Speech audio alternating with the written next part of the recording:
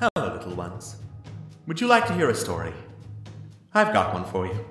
Of dungeons and douchebags.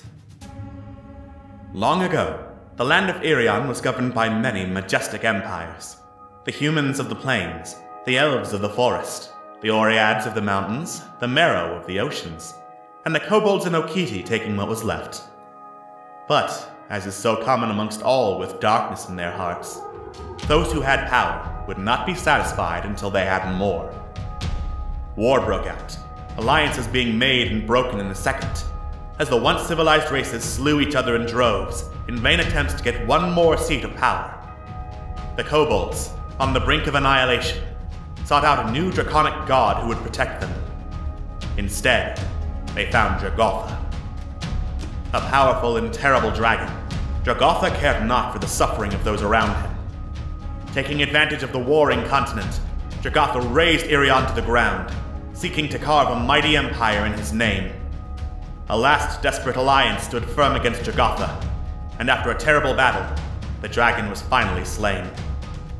With Irion torn apart, and no one in any shape to continue the war, an armistice was reached, and the Great War ended. Now, many years later, Irion has started to rebuild, and the Age of Clockwork has begun.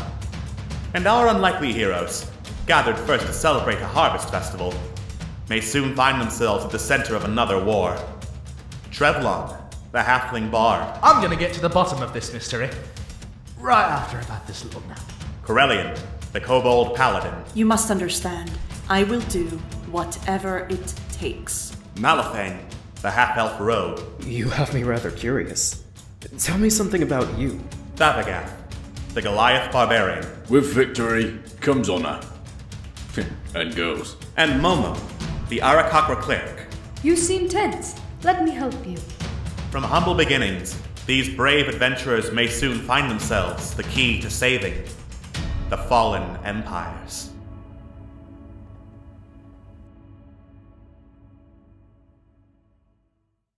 Last time on Dungeons and Douchebags, Fallen Empires.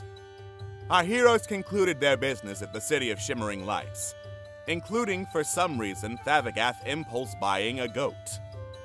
While they were at the City of Shimmering Lights, Corellian turned to the great temple library in the city and made a prayer to Bahamut himself, asking for guidance. Miraculously, in an astral vision, he saw some aspect of the god, who knighted Corellian as a paladin of the Platinum Dragon. But soon enough, they headed back on the road to Port Mirandu. On the way there, they had some heartfelt conversations. One about how they would finally let Ezgal out for a time rather than constantly trying to shove him into the light, because otherwise, they would never really be able to trust him, nor he them. While Momo, traumatized by several trips into what's obviously a more popular stream, given that several members of the stream chat keep bringing it up apropos of nothing no matter what's being streamed, revealed that he was no longer sure that his reality was even, well, real. When they arrived back in town, they split off to do some respective business. Trevlon and Momo went to the Journalism Guild to turn on Trevlon's story, which Golmut Gadongo, the head of the guild, derided as being amateur work, and Momo most certainly did not like it, earning the ire of the Journalism Guild's head. Corellian and Malifane first looked to buy some venison in the market streets, only to be waylaid by an Okiti peddler from the alleyways who offered them much less quality meat, including some teeth that may or may not have been human. Having failed to get meat, they went to the Temple of Bahamut, where finally they managed to remove the curse that bound the screaming ring to Malifane's finger. Thavagoth, meanwhile, headed straight back to the Fiery Grog Tavern, where he was informed Old Rand, their patron, was there with another job for them. What is this new job? Will Ezgal learn to trust the group despite his constantly annoying them for attention? Will Team Fallen actually win Camp Streamix despite in every single stream people saying they can't wait for Discord Murder Party or you should bring the Murder God in? No, I'm not salty. What are you talking about? I'm just the narrator. I don't bring in any salt. What the hell are you talking about? Find out on the next episode of Dungeons and Douchebags, Fallen Empires. Hello and welcome to the Dungeons and Douchebags Fallen Empires. Today we're interviewing a grizzly bear. Hello. So, Mr. Bear, why? Why are you asking questions? Because it's the show. Don't you think that that's kind of personal? I'm no longer a fan of this bit. We'll be right back! Yeah, and after the grizzly bear, we have Walrus. You could drink this stream like it's a nice sippable drink, and it'll be so good. I don't know what that was. I don't think anyone does. We have Atlas.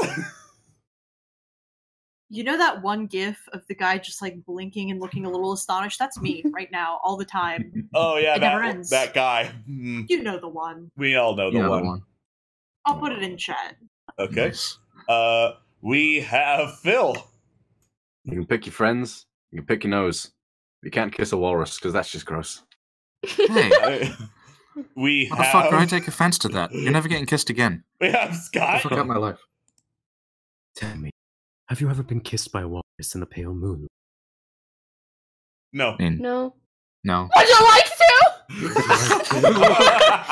And we have JoJo. Yes! I did it! Now that's a spicy meatball. You did it! Proud. Well done. I'm proud this day. So proud. So proud. Anyway. Yay! Wonderful. When last we left off on Dungeons... Wait, you didn't say my name. Yes, You I did. did, while You you were did. laughing I about... didn't hear it. I'm sorry. Yeah. Oh.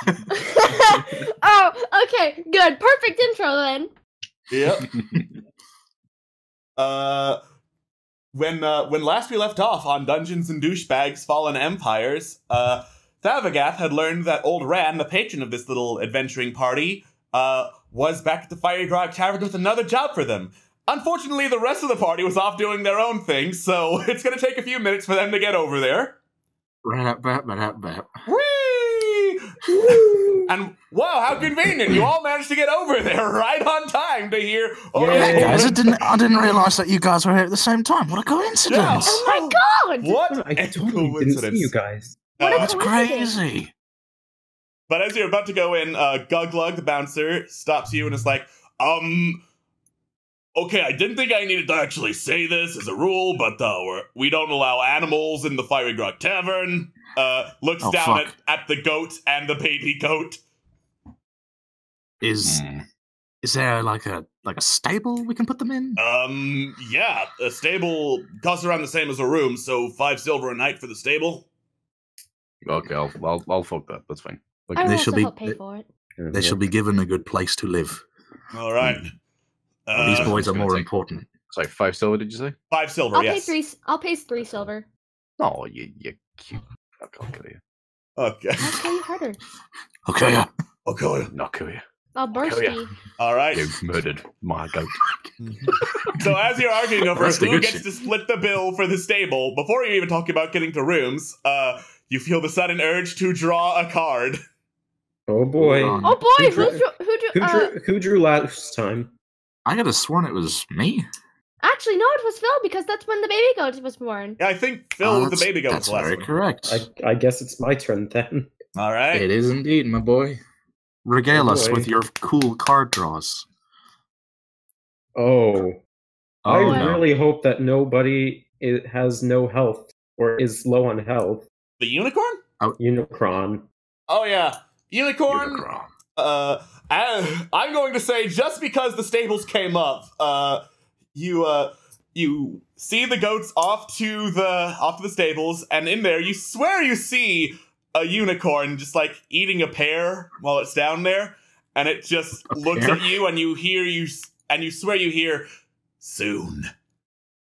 Oh dear. That's I- concerning. I Oh. scoot over to Thav's calf and I just hide behind it. Do unicorns Okay. kill people usually? Is that a thing they do? I don't think so. Well, I'm fucking scared. and then you Did take a second anyone else look. hear that? It's clearly just a horse with like a plunger on its head. Oh. Ah, But I am suddenly less afraid. Yeah. So what happens when somebody needs that plunger? I mean, the unicorn does its thing. They have to brave the horse. I don't know what to call this thing. Brave the horse. Brave Oh, the that's horse. a half right there. Yeah. Brave, that's its name now. Okay. Brave the horse. Yeah.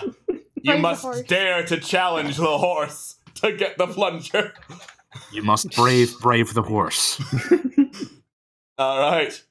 And with that taken care of, you head back in to the Fiery Grog Tavern. Home sweet home. Yay. As I start playing some music for the Fiery Grog Tavern. Yay. Yay.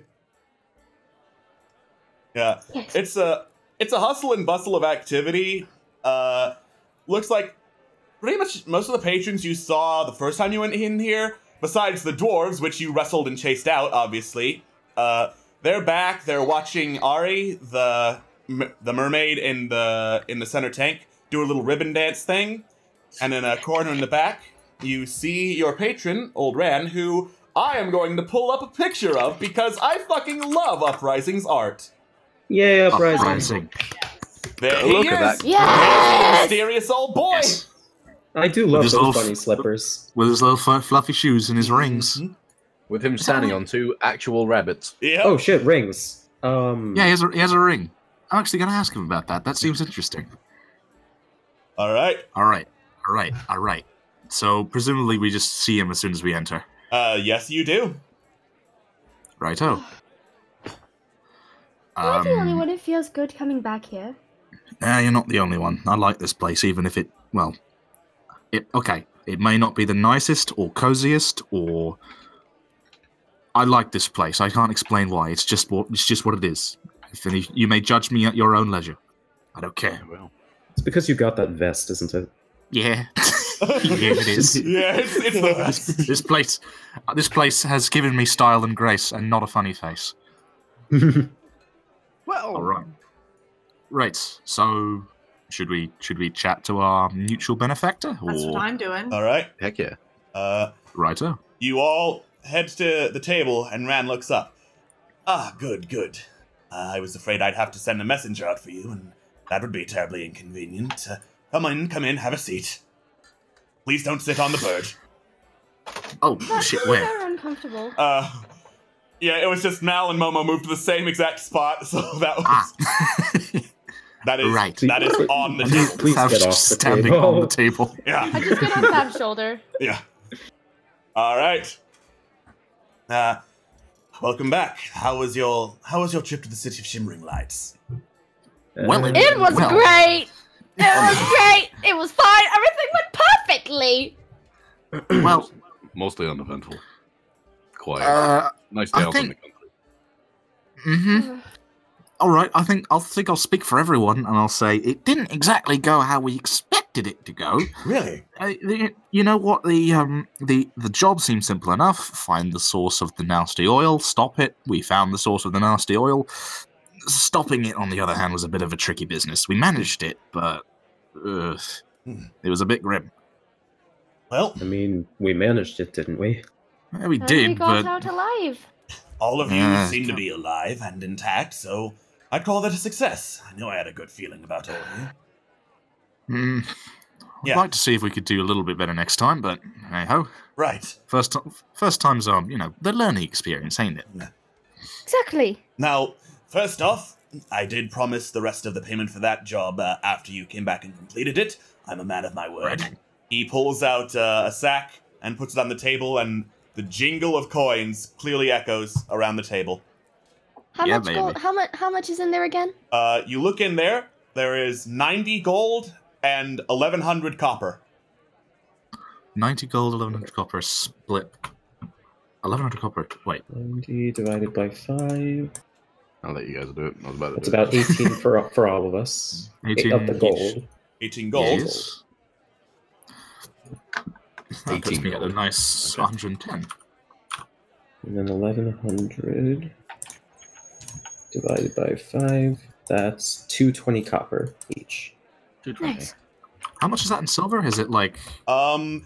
It is 10 copper to 1 silver. So that's 22 silver, basically. 22 silver, basically. So, Scott, how much is all of that? Like, how much is all the copper and all the gold together? Like, in gold? Oh, well, 10 shit. silver. I believe it's like 10 silver pieces equals 1 gold, right? Yep. So that'd be like... That'd be 18.22? No, 18 point...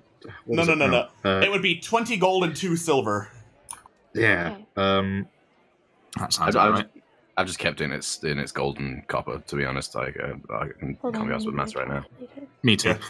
Yeah, it's factors of 10, basically. Thanks. Okay. Yeah. Actually, while we're on the Nice. question, I keep forgetting. I'd assume PP is platinum pieces or something Yeah, like we're that. not That is using correct. that. Yeah. Okay. And what's EP? Electrum. Electrum, and how much is that? I mean, it's probably not irrelevant, but yeah, just 2 out of my own- Electrum is 1 gold. Okay, thank you. I'm satisfied. Yeah. What about platinum? Platinum, 1 platinum is 10 gold. Oof. Right. Cool. We all moneyed up there? Yes. Now, Sick. now, on to business. I assume you all have met our mutual acquaintance, Solana, and he gestures over to Solana, who you recognize from your first time at the Fiery Grog Tavern. She was the one who hired you to go find her grandma. Yeah. Hi again, Madame Arm Wrestler with the magic arm. How you doing? She just gives a curt nod. How have things been? Well, obviously not great. That's why I'm in need of particular services. Oh, shit. Of course. Well, we'd be happy to help, right? Well, okay. I probably think I'm jumping ahead a bit. A little bit, yes. What are we doing here? What's our next contract, if I may ask? Well, having found my grandmother, there's nothing left for me in the city, so I was going to go home to Athonal, city of the Elves. Unfortunately, there have been a series of animal attacks happening on the roads to and from there. Some kind of disease is making them mad and aggressive. Apparently, from what I hear from Athonal, it's something to do with an infection at one of the sacred groves. So I'm going to go there, see what I can do to get rid of it, and hopefully not get mauled by bears on the way. But presumably that idea doesn't sound particularly fun alone. It does not. So, the job is we escort you and make sure you don't die? The job is to get me to Athonal, yes. Anything you do afterwards is entirely up to you. Though I am sure your assistance in finding the source of the infection would not go amiss. Rand tells Sounds me... like a fun... That sounds like a really fun... You go first, my friend. Go ahead, yeah. I was going to say that the whole infection thing sounds awfully familiar to Malifin. He's just like, by any chance, you wouldn't happen to know what the cause of this infection is, would you? No. I just sort of look at Trevlon and it's like, you know where I'm going with this, right? Are you referring to the gas that we spotted on the way up to the Shimmery Light City? Well, there's that. But there's also the, I suppose, the lycanthropy. Oh, yeah. It doesn't, well... Okay. Would I be able to roll, perhaps, I don't know, nature to see if there's any... This seems like any sort of disease I've heard of, or maybe even medicine. Something that can make the animals wild. I'm gonna go with medicine since it's about a disease. Alright. Here we go. I believe in you.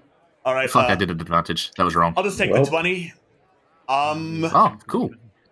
Like, you've actually heard quite a bit about diseases. You did some research for some pieces for the newspaper. The closest thing this one sounds like is rabies of some kind. Ugh. Sounds so... I would assume that we should not get bit by this. Why do you say that? Well, okay. Think of it this way. How do most infections spread? Better yet, how did the infection that happened to me spread? They're being bitten. Oh. Exactly. Okay, I'm gonna stop you right there. Obviously, that's a good point. But I can't really think of a positive to being bitten by an animal, regardless. Well, point taken there. Well, it's just that if you get bitten, it's going to be more than just walking it off. You might need like real medical attention, or a priest for that matter, depending on whether or not this thing is some sort of magic-y disease. Hopefully not, but we'll see. In any case, no one's gotten close enough and lived to figure that particular bit out. Ooh. Well, positive and a negative, I suppose. I'd be happy to say that we're a bunch of people who get weirdly close to dangerous things and somehow survive, so I think we've got a good chance. In more cases than one, yes. Yeah. So, I'm sorry, I rudely interrupted when you were speaking. Is there anything else you need to tell us? Sorry, let me think of where we were beforehand. We talked about the disease, the Sacred Grove, taking her there, and that if we wanted to actually do anything to try and cure whatever the hell this is, we'd be happy to. But the main objective is to just get her to the city. Yes. Basically, yeah. All right. Ren, you are here for a reason, and it seems that you'd be the person we talk to about our objectives and what our contract is. So, well, yes, I am a middleman of sorts, as I've said before. Righto. Do tell. What's the reward? What's the goal? Get it all straight for us in paper. Now, if I am to be honest, while Miss Vallejo's goal of getting to the city is more than adequate of an adventure, I on the other hand feel there might be more to this disease than just a rabid animal outbreak. If you were to find it, I would be more than happy to part with, as always, quite a large amount of money. Right. Ooh. What's this? Ooh. Well, I don't know about you all, but I'm on board. Yeah, money's money. Gotta admit, it sounds a little bit less like we're going to be murdering a lot of, well, people this time, so I'm down. I'm kind of tired of dealing with people who have families and shit. This sounds miles better than our previous task. Well, I mean, I guess. Sometimes you have to do what you have to do, and there's nothing you can do about it. So I don't think you should worry about how violent this is going to get, Fab, by the way. I'm sure there's going to be plenty of danger and action for you. I mean, bears are bears. They are big animals. And I'm sure you'd be able to punch one on the face if it got close to you, and that'd be fun, right? Yeah, I'm not homophobic. I'm not homophobic. You clever, just saying that you clever boy. Solana just kind of stares at you and blinks slowly. I guess what we're saying is you're certainly the strongest out of all of us. Yes. And what we're also saying is I think we're all down for this. Any objections? I have no objection. Excellent. So good to hear you're on board. If I may ask, when are we departing? Well, I for one intend to depart first thing in the morning tomorrow. Whether or not you come with me is up to you. Then again, since you have been hired to escort me, I expect you there, so... Be a bit shit if we didn't do our jobs. Gotta be honest. Just a bit, yes. And in any case, we're down.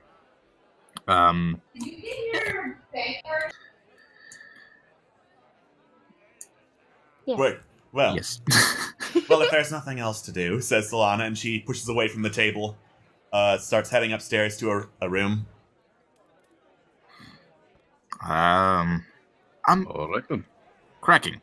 Ren, if I may ask, okay, this may seem a bit weird, but on our first meeting, we only really got to know the Cliff Notes version of you. I, for one, am very interested in secretive people and secretive positions doing secretive things, as I am a person who is into that sort of thing. That's not weird. Never mind. What I'm trying to say is, you're an interesting person. Tell me about yourself. I'm curious to learn about you. And that's it. No other motives. Really? Please. Well then, what would you like to know? Would I be able to roll perception to spot the ring? Or, would I just spot that? Roll perception, yeah. Okay. Trevlon, if you fail me, I'm going to give you a hard shake of the head. Oh. You'll be very cross.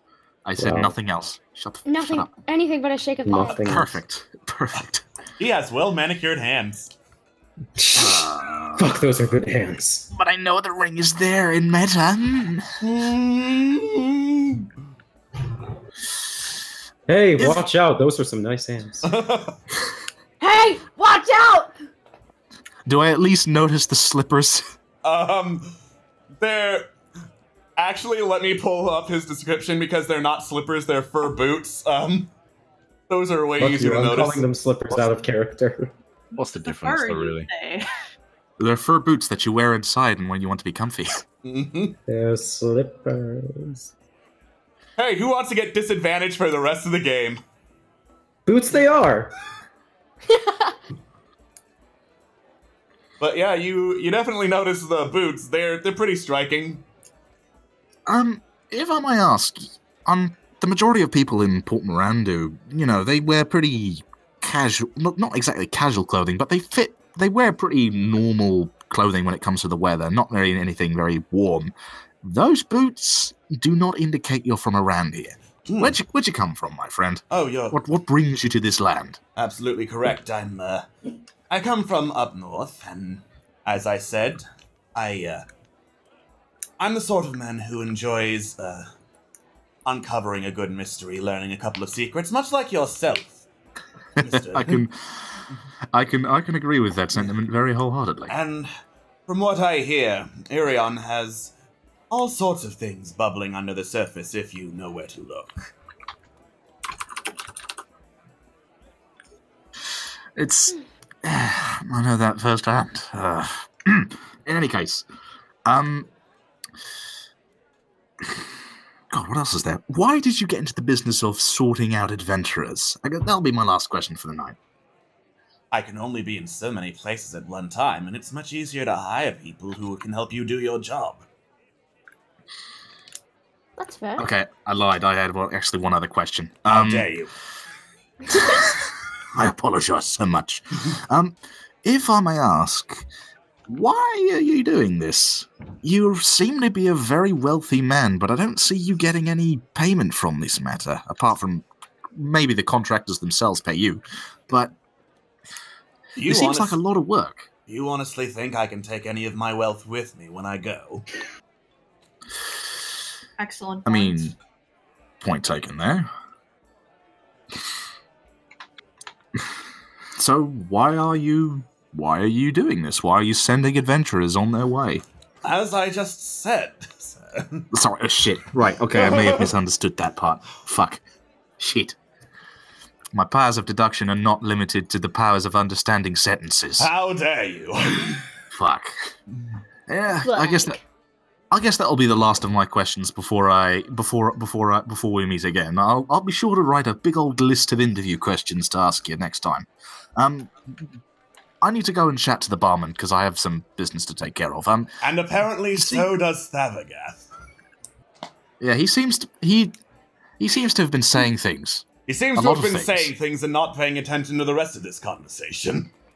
No, I've been paying attention. I'm just multitasking. Yeah. Shitposting and listening. I like it. Ooh. Right. Yeah. And with that, Trevlon tips his hat and steps over to the bar. All right. If anybody else wants to step in, do it now. Thav has been waiting. Yeah. Thav has been waiting. Thav has been waiting. All right. So, you said you wanted to do the Fiery Grog challenge then, didn't you, big guy? Yeah, Oh, God. Lay it on me. Thav is still. I mean, Not a Momo good is day. still on Thav's shoulder. It's like, Thav, what in the bloody heck do you think you're doing? I haven't killed anything in over 24 hours. I'm starting to get an itch. This itch must be scratched. Drinking unhealthily. Yes. Yes. Correct. Right. That is gonna be 1 silver a mug, and if you can survive it, drinks are on the house for the rest of the night for you. You're damn fucking right. So how many? So it's 1 silver a mug, and how many mugs is the challenge, or is it just the 1 mug? It is 3 per the challenge. You'll see how many you manage to do before. Okay, Yeah, so yeah. I won't take any silver off until I'm done then. All right. So cool. Constitution save, was it? Yeah. Like Corellian before, you watch as a Goliath chef slides a mug out from the kitchen, and it's this awful smelling greenish black viscous liquid that Toftir takes and then lights on fire, spins it around, snuffs out the fire before serving it. Drink up, big man! I just sort of like lean I over used to and make. like, oh, this will not end well. Thurga takes a big, huge sniff. I highly advise like, against this. That takes a big, huge sniff and is like, just like Grandmama used to make.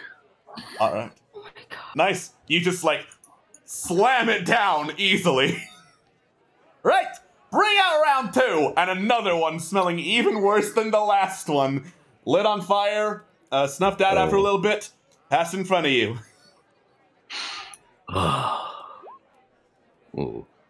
You take a drink, and then you retch, because only now do you taste how awful this shit is. Yeah, and you sputter a little bit. Yeah, you have failed the Fiery Grog challenge. Fuck. Alright, time to go train goats before the day is done. You know what? Hold on a minute. Momo takes off his armor, sets it down, and sits on one of the bar stools. Like, the highest bar stool. I am concerned about what is going to happen next. Are you sure the bird hasn't had something to drink? I don't believe so. Momo, what are you doing? I've had my experience with being intoxicated, but I've never really had an beverage before. I just want to give it a try. If you don't mind. Think about what you're doing. Alcohol, so it's not that big a deal. There's always a room for new experiences. I advise what you're doing. This will not lead to anything good. I only advise 2 things: don't overdo it. Don't don't do the Fiery Grog Travels. Those are my 2 tips. But well, there was a traveling merchant here. Wasn't there a traveling merchant? I'm gonna find the traveling merchant. You guys have fun. Goodbye, Mal. Is Thav, like, drunk? Yeah, the Fiery Grog is, like, at least 50% alcohol, so... Holy shit! Dancing on the table. Yeah, to clarify, Thab isn't drunk, he's just doing this for the No, kicks. he's just doing this regularly. Old Rand sees this is what he would gets do up regularly. and walks out. Good call. I don't want to do the Fiery Grog challenge, but I do want to have, what do you think a quote beginner for me would have? Well, says Toftir the barman, mostly we specialize in ale, and that's about 4 copper a mug. How strong is it? For a little guy like you can probably take it. I'll take it. Can I roll like what's the thing to know if somebody's lying? Insight. I'm gonna roll insight. Toftir looks like he's got a lot of experience running a bar and has seen people around Momo's size come in and drink ale. He probably knows what he's talking about. I hope he's right. Then I will take, I'll take 1, please. 1 ale. All right. You hand over 4 copper, and Toftir pours you a mug of ale. I smell it, and what does it smell like? Like It's reasonably fresh. You have to understand, I'm saying this is a man who does not drink, so I don't know what alcohol smells like. It smells like ale. Fresh ale. It smells like fresh ale. Nondescript ale. It smells like piss and ink. Bonus points if you get the reference, chat. Yeah. I like that reference. Bonus points if you get the reference. He's wrong, but bonus points if you get the reference. I don't care if I'm wrong. That's a spicy barber. Alright. I'm curious to see what happens if the bird drinks. Momo takes a deep breath and like tries to push all of the voice. Like when he was younger, he would be scolded for even thinking about drinking. So he's trying to push all those thoughts out of his head. So he looks at the mug and he just. All right. As you do so, drinks it and like chugs it. As you do the bar patrons are kind of looking at this scene, going chug, chug, chug, chug. And he does. He's like, Davagath is joining in. Yes, you chug down the ale. Congratulations. You doing okay? I want another one. I don't. Maybe you should pace yourself, kid. Yeah. Okay, I am literally. Listen, I'm not a child. Okay, I'm gonna. Okay, there we go. Roll strength. Malphine I'm just gonna pick Momo up, and I'm gonna take them out over to see the goat. Malphine just glances back every now and then just to make sure that he's okay. Okay. Momo, I'm fine. Momo, do you want to be picked up? Yes. Okay, then you just get picked up. Was that ever a question? And come on, funny one. But no, I wasn't done yet. Takes you out of the tavern. Mel, you said something earlier about looking for a traveling merchant? Yes, I purchased a ring at the City of Shimmering Lights. I was told that it would be here. Oh, right. Tufty reaches behind the bar, pulls out a package. This came in for you. Oh, thank you, Tofty. I appreciate it. No problems. No idea how important this is. I hope they like it, Mel. Yeah. Me too. Trevlon turns to Toft, unless Corellian would like to do a thing. I am highly amused right now, I will say. Yep. Right. Is that in character or out of? Both. I would have. Yeah. Yes. Makes sense. Trevlon. Okay, that's the case. Trevlon turns to Toftir and goes, "So, my friend, I'm just coming here to make sure that you're doing okay. I know that the article was sent out a little while ago, and I'm just making sure that you've not got any, heat so far." Couple of City Watch coming in here a little bit more often. Got asked a few questions about how business is these days. Nothing really big. Oh, that's good. I'm glad to see that the article is either not attracting that much attention or was really shit. Either way, it's going great for you.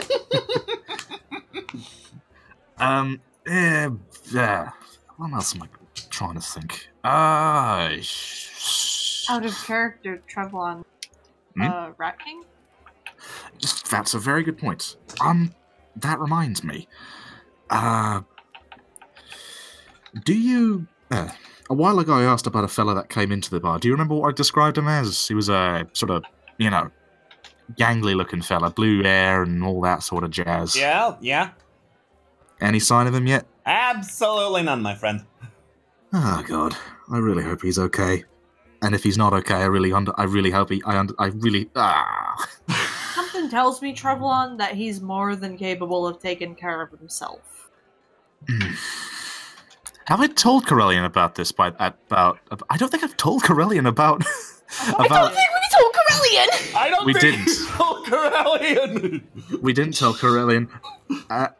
And Trevlon sort of realizes this and looks to Corellian and goes, yeah, he's fine. I'm sure he got out of the jail in no time and he's doing great. Wait, what? Never mind. And at that, Trevlon immediately turns on the stool and walks over towards one of the desks to do some writing practice. Just write something. I don't know, maybe a story. Well, fuck me, I guess. Yeah, just doing some writing practice. Levlon Bluequill looked deep into the queen's eyes and said, Levlon Bluequill! Oh, that's excellent. Whoops. Don't try to hide it, Walrus. We know you love it.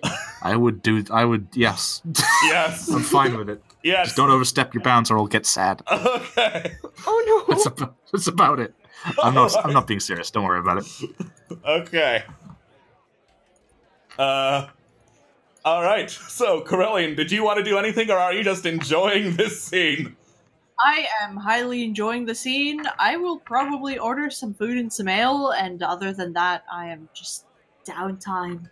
Alright. So, menu at the Fiery Grog Tavern. Ales 4 copper. Fresh catch of the day. Probably the best thing they have on the menu. 5 silver. And rooms, which you haven't rented yet, are 5 silver per day. Was that 3 or 4 copper? Sorry. 4 copper for ale.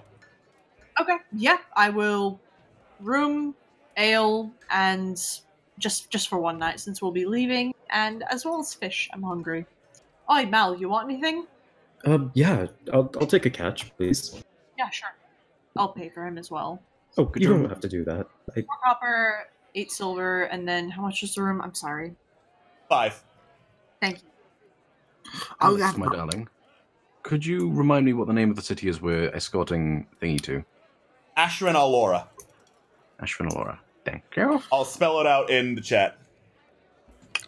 Being reminded of the rooms, Trevlon immediately sort of perks up and walks over to the bar and says, "Yeah, I realized last time all of us cramming in the one room probably wasn't a good idea. So Probably we're going to not. be sleeping in. People we're going to be make sleeping in jokes. the 2. Yeah, it's nothing weird. We're just friends, really close friends. Really close friends. All a bunch of dudes. Really close friends. Really close friends who cuddle each other. Never mind. I'm going to just put 5 silver on the table and then walk away. Goodbye." That's probably for the best. Yep. And Trevon sits down and just keeps writing. Alright. As if nothing fucking happened. I don't see the issue with a bunch of people sharing a room, but Yeah. maybe it's a cultural thing. I think it's a Bunch of cultural thing bunch of because bros. a lot of the kobolds I know cramming into one room, that's kind of what they do. Like, they do it for fun sometimes. Not so much for larger people. Well, I mean, when you're down in the tunnels, there's only so much room to go around, and, well, being kind of cold-blooded, it's... Fair enough, Anyway. I mean, even just speaking for myself, whatever you can do for survival, I suppose, right? Alright. Yeah. Tavagath and Momo, you are outside at the stables looking over Goat and Son of Goat. I left my armor inside. I forgot about it. I shall dub thee Billy the Kid. Excuse you, his name is Kid. no. I'll fucking kill you. Good I'm luck, sorry. I'm behind 7 Kid proxies. the Billy. Kid the Billy. Okay, because I got 2 things to do. First thing on the agenda is to do my daily training of Goat, as to eventually. Yes, I be will an elf. also help with that. Okay. Roll animal handling with advantage, Thavagath. Yeet. Animal handling. And do I roll it too? No. No. Your it's helping is about what gives him advantage. advantage. Cool. Okay. Goat has learned sit means more than sit in this particular location in the world, and is now associated sit with just sitting down. Yay! Nice. Goat can sit. That's some good shit. I'm gonna throw an apple at him in a good way. Oh. Oh no! Luckily, he's a goat, so that'd just be fine. Yeah, I mean, he has no reaction. It just kind of hits him in the head, and he just keeps It staring. either hits him in the head, or chewing hits on him some in the hay. head, or his reflexes are just like goat reflexes, just nah. Okay. So with that done, I'm gonna go and find my manager. He should still be around here somewhere. He is indeed. Let me go pull up his name. Mind if I come with you, Thav? Well, sure.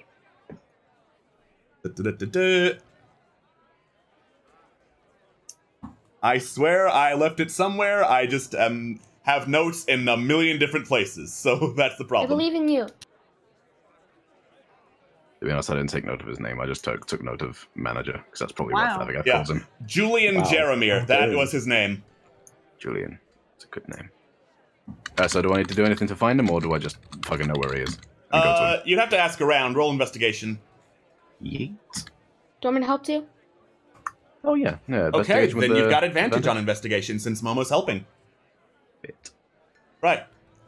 You ask around, and people are pretty helpful since they understand, oh, you know, you're a gladiator, he's your manager, you probably need to find him pretty quick. So they give you the best directions you can, and they lead you to Julian.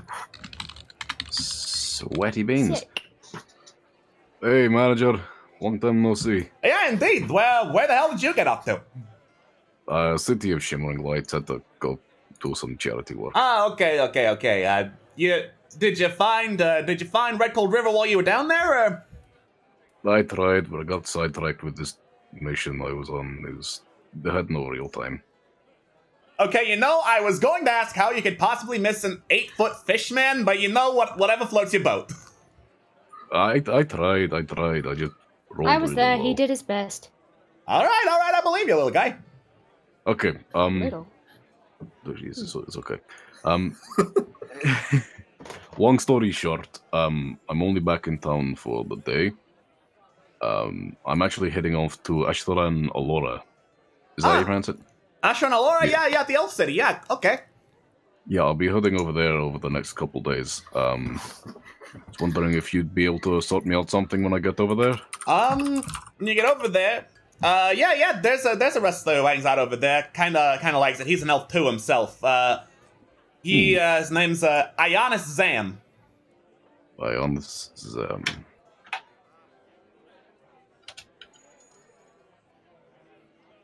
Okay. Right. Yeet. I'd watch yourself when you're in the ring with him. I hear he's kind of, you know, a little extra. Okay. Oh, what time is it, by the way, currently? It's the evening. The evening. Okay. Okay. You know, while I'm at it, last fight was a bit disappointing. I'm sure you can agree. He nods, and his black eye is slowly healing from the aftermath of it. Yeah. Have we heard anything from Bulk, by the way? Wait, it was Bulk Bogan, wasn't it? It was Bulk Bogan, yeah. Bulk Bogan. We heard anything from that little shit? Ooh, that motherfucker! He decided to hop managers. Ugh. Do you reckon we could find him before the day is done? Probably not. He is way up north somewhere.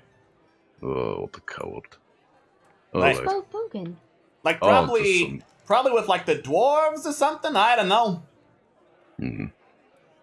Alright, I'll get paid back eventually. Or at least a rematch.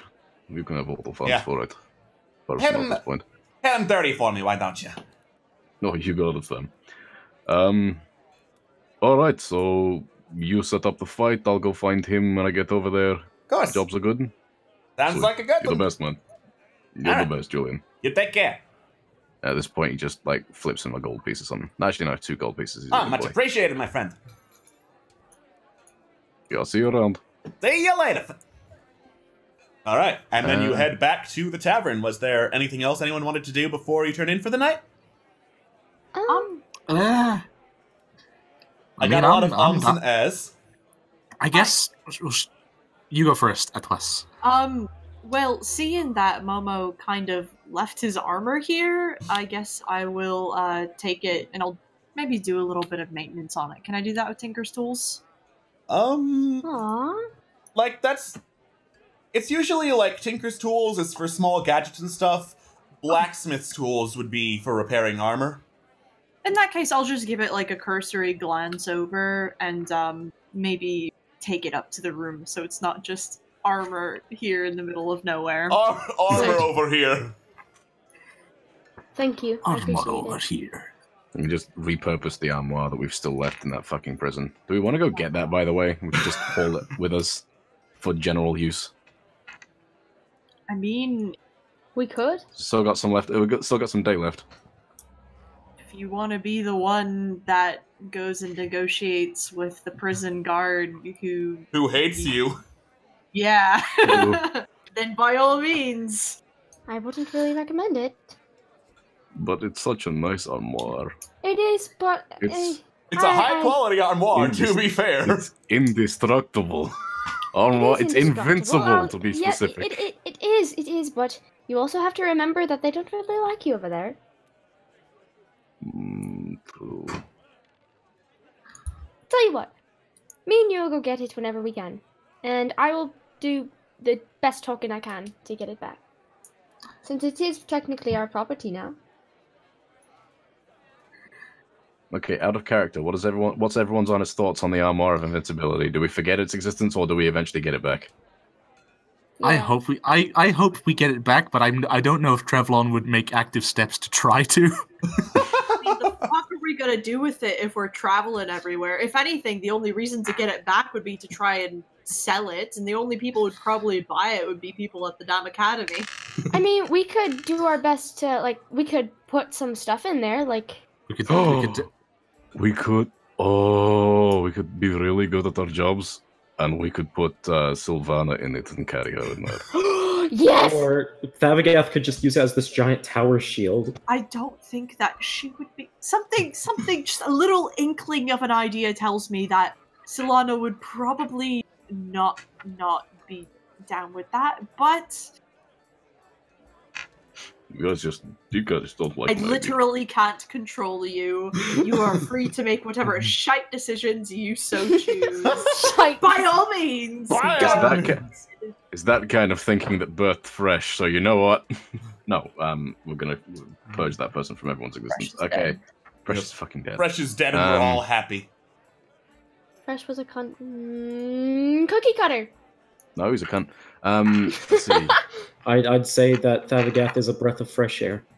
I'll fucking kill you, I swear to God. I'll canonically kill you. I'm not sorry. And it'd be your fault. You take 34 shame damage. I'm unconscious. Wow, did your friend have too much to drink, or what? Oh, he's just finally come to terms with the fact he's a piece of shit. So, have we already gotten to the tavern yet, or are we still walking back there? We got back, and that's when we got started talking about the armor. Yeah, you got back. Okay. I guess another thing was Trevlon was going to see if there was any like beats around Athonal, if there are like any stories that was reportable upon that he could possibly get some cool cred points for. Roll history. History. Da-da-da-da. Trevlon is good at history. He actually has a 4 in it, which is not that bad. Alright. And it fucking did so well for me. So great. I am so fucking pleased. Athonal is the city of the Elves, and Elves have a long and storied history. If there is one thing that Elves are known for, it is basically their story is one of poetry about violence and themselves. So they've got a lot you could write about. Unfortunately, you rolled just below the amount where I could tell you any specifics. Oh, Rippy and Skippy. My DCs, no. No! I am so mad. I could, oh, God, just call me a fucking magazine, because I'm mad. Magazine! You're more like a tabloid at this point. Oof, ouch, my bones. I'm sorry to hear about that. You're now a magazine after previously being a calendar, my friend. I'm sorry. Yeah, oh gosh. It happens. Magazine, get in here and write me a good story. Oh my God, I hate him! Get me pictures. Pictures of Spider-Man. Oh, now I'm angry. Why does he default to Macho Man? It's not Macho Man. Brother. Oh, It's fucking Director Tone. You hated me for doing it when I was... Brother! I can't do it! I'm just waiting for the time where he managed to redeem that. Trevlon and me are hoping for redemption at some fucking point. Trevlon has so much hope in him. I really want that to be met. Oh God. Okay, as the feelings of sorry, you go. I guess Trevlon will just just write about the disease and see if that's an interesting lead. All right. Go on, Phil.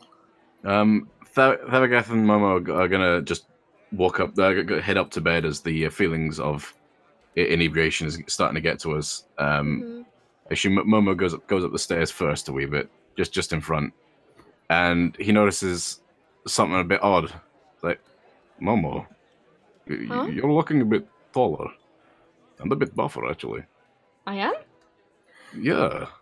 I mean, all of the he looks at his arms, and he looks at his chest. He turns around and looks at Thav.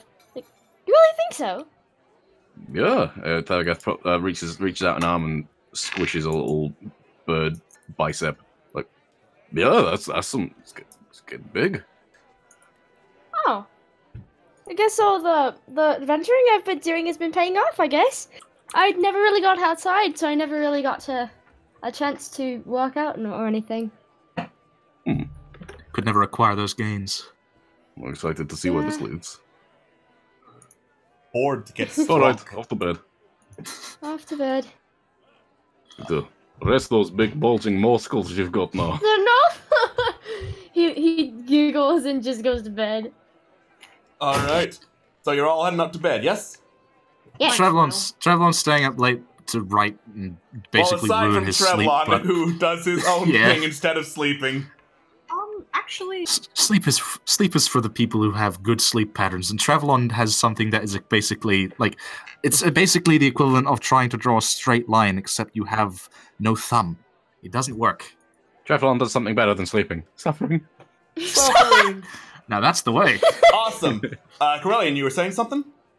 Yeah, I bought a bunch of wire and stuff like that, so I guess sort of just out of boredom and also keeping my skills up, I want to just sort of muck about with my tools, maybe try and make something. Cool. Yeah. Technically, you don't have to sleep during a long rest. You can just do whatever you can do that's downtime and not really intensive. So yeah, that'll work. Okay. All right. I guess I'll kind of, Trevlon, you don't mind sharing a table, do you?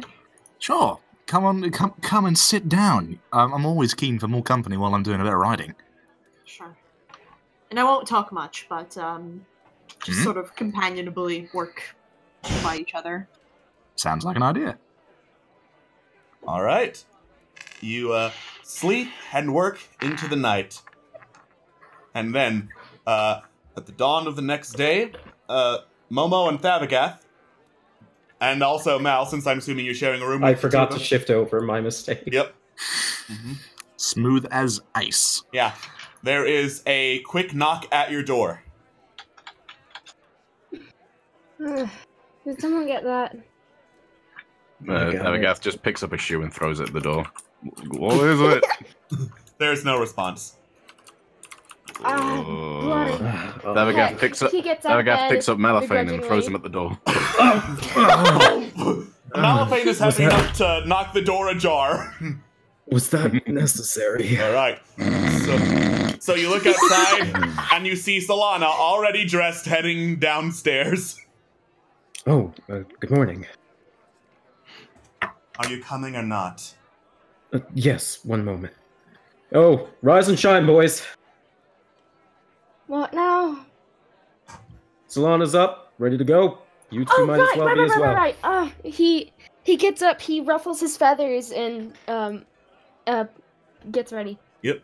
Wait, where's my armor? And I head downstairs before I notice anything else. Thavagath gets up reluctantly. Somehow his hair is in a mess, and he just somehow this bald man's hair is in a mess.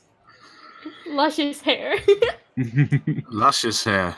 Yep. He just stumbles out of bed. Just. I had a terrible, awesome dream.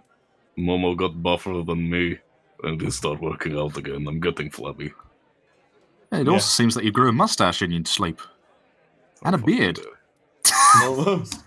All right. Oh shit! I forgot to shave in the last 2 hours. Oh no! Not quite what I meant, mate. I am so sorry. Please don't kill me. I don't blame you, my friend. I blame the other one. The one we do not speak of unless it is nighttime and it's like no candles and shit. At least it's harmless. Yeah. It's not a permanent marker, right? It's not permanent marker. So. You can wash it off easy. Oh, thank God. Oh, good. Yeah. All right. Barkeep, water, please. Throw water at face. Make me clean. No, give Please don't throw Malafane at face. Yeah, he does. Do you want him to toss water at your face? No, I just want a glass of water. He pours you a glass of water. Throws it at Malphine's face. No, you fool! That means he turns into a gremlin! Oh no, what have I done? It's his third personality that only comes out when water's put on him. And you shouldn't have fed him after midnight either. How dare you? No. Alright. Yeah. Shit. Solana goes over to Corellian and Trevlon's table and is like, "Are you finished?" Oh yeah, well this is basically our daily amount of hijinks and goofs for the day. We're pretty good. Good. Carillion, have you seen my armor? I can't find it anywhere. I put it up in the room. Did you not see it when you turned in for the night? No, I didn't. I'm going to go grab it. All right, I'll be back in a second. You run back upstairs and grab your armor and put it on. It's a little tighter fit than usual. So, does anyone... And I just... Before Momo gets... Oh, well, he's down already. Never mind. Oh, wait. Just for kicks. All right. Yeet! So, you're not the only one that noticed the larger bird. Yeah, I was just thinking that he got he's no longer like below my he's not like below my shoulder height. He's getting a bit higher than that, and I'm starting to feel a little bit creeped on. You know what? I was kind of happy with being not the shortest person in the group, but now I'm definitely going to have to start overcompensating. It's going to be it's going to be terrible. I mean, I start patting Trevor on his head. I mean, it was cool to see him like all muscle bound and everything, but the rate at which he's growing is kind of concerning me.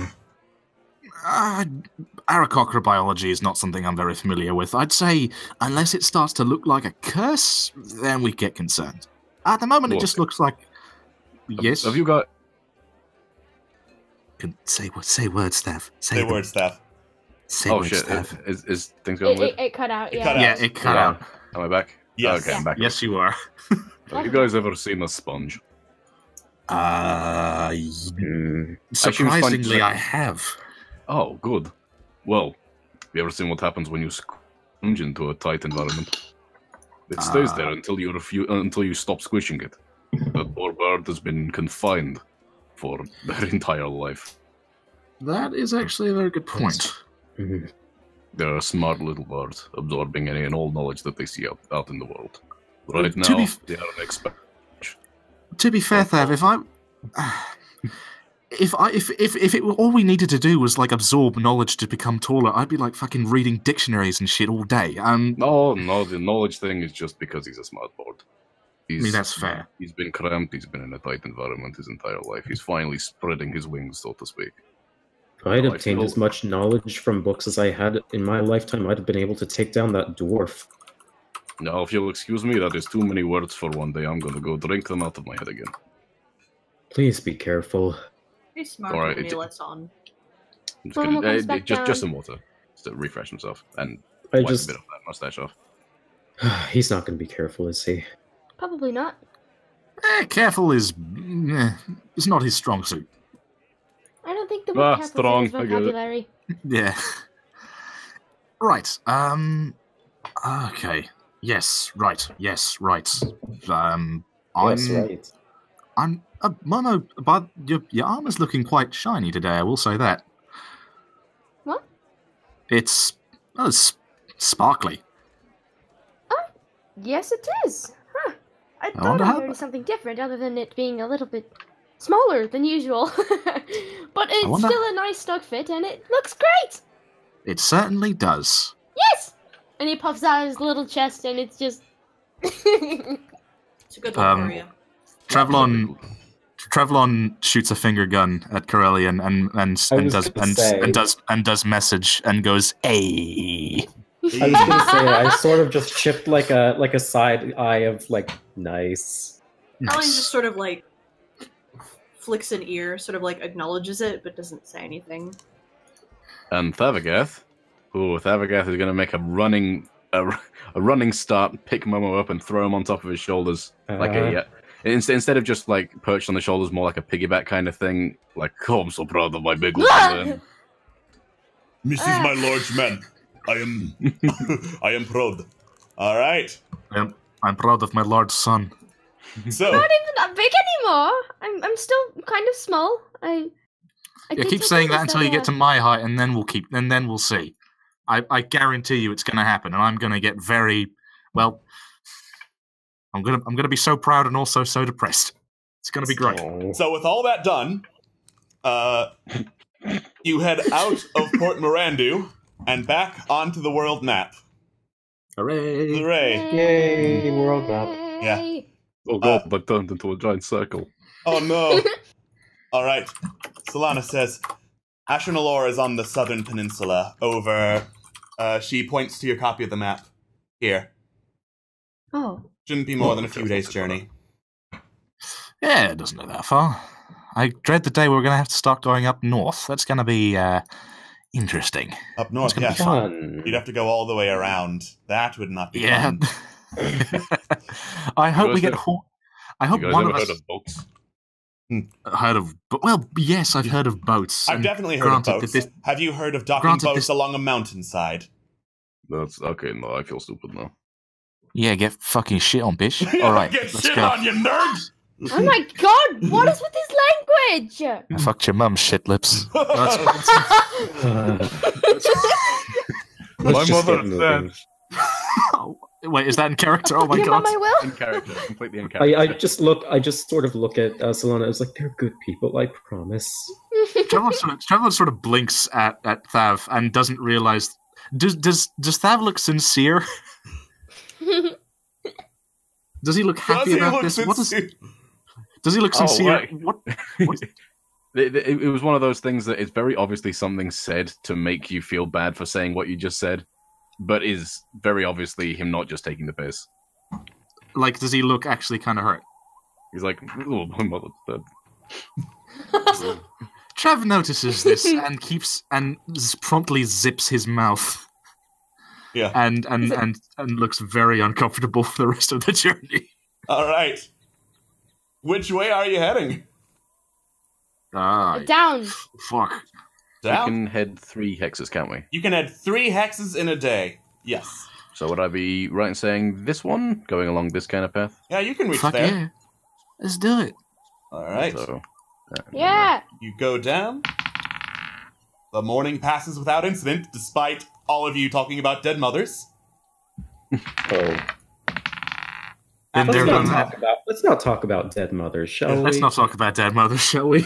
Uh-huh. Afternoon passes without incident. Yes. And night passes without incident as you make camp along a river. Oh, yay. Nice bits of water. Yep. Oh, wait, sorry, I meant to say it, but we got sidetracked by dead mothers. I've obviously collected goat and kid. Oh yeah, obviously. I assume you just didn't leave them behind. Yeah, I mentioned that now because as we're setting up camp, training time. Yep. It's time to train goat. You picked a pretty good spot to camp. There's good sources of water and food nearby. Would Trev volunteer to help out with the training? He certainly can. Yeah, you could give him advantage. I would love to do that. Okay. Animal handling. Ooh, nice advantage. Nice. All right. Would I be able to initiate a conversation while this is happening? Oh yes, of course. Yeah, go for it, fam. So as Trev and Thav, is anybody else here helping out? Is Momo here or? Yes, I would probably help him with camp and stuff. Mm-hmm. Momo's always helping. Escal's about to jump into the lake, so. So Thav, yeah. I think I need to get something off my chest. I think what I said earlier. I meant it in jest, and you. How can I phrase this? I said something bad, and I realized that way too late. And I'm sorry for doing that.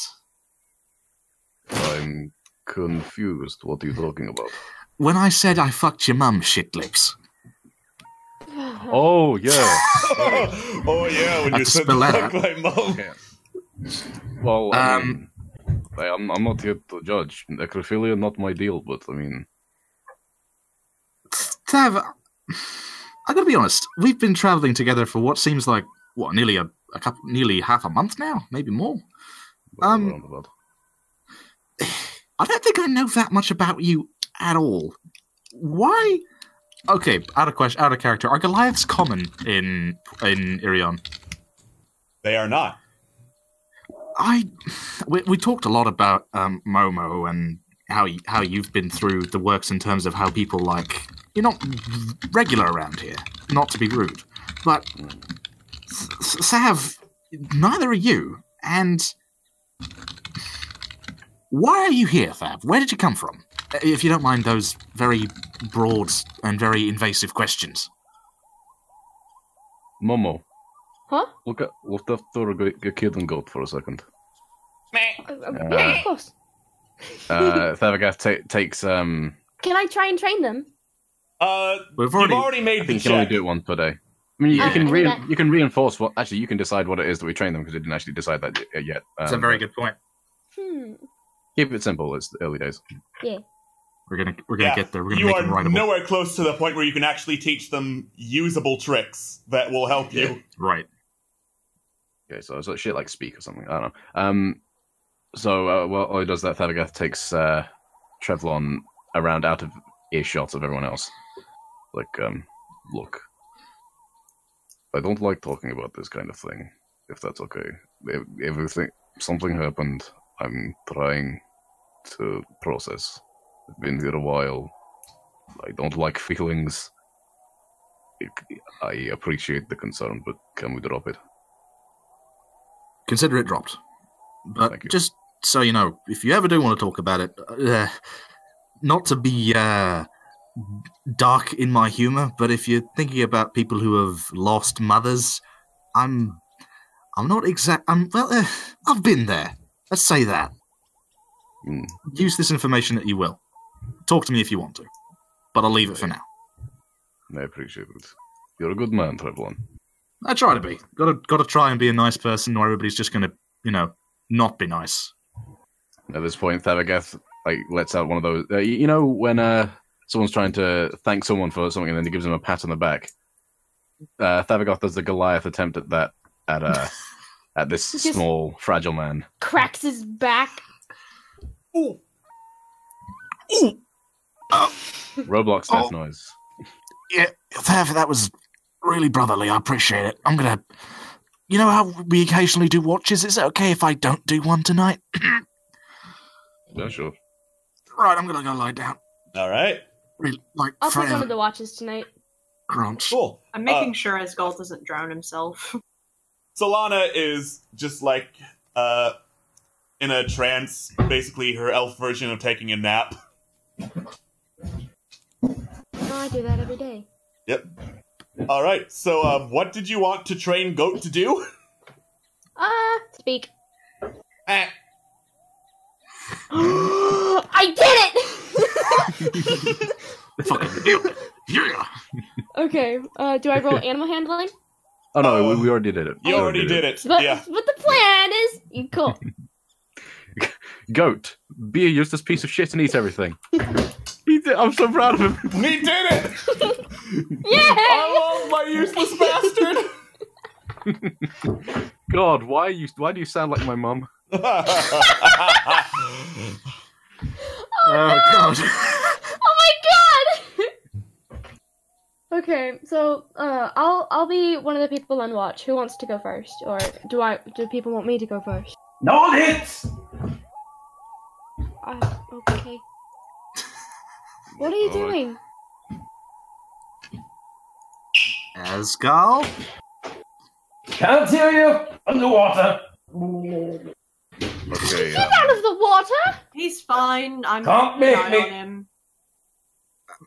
You know what? The less we ask about Asgard's wants and desires, I think the better. As long as he So- doesn't drown himself, we're good, says Solana in the middle of her Okay. trance. I'll take Oh, I first mean, watch, seeing as we've tried. water. So Yeah. We've tried to drown him. He doesn't die. I'll go after Physically you. And if incapable. I'll go after you, and if nobody else takes the last one, I'll keep awake. sounds good. I'll doff my armor then. In that Alright. case, just to be sure I can swim decently in case Asgald needs assistance. Okay.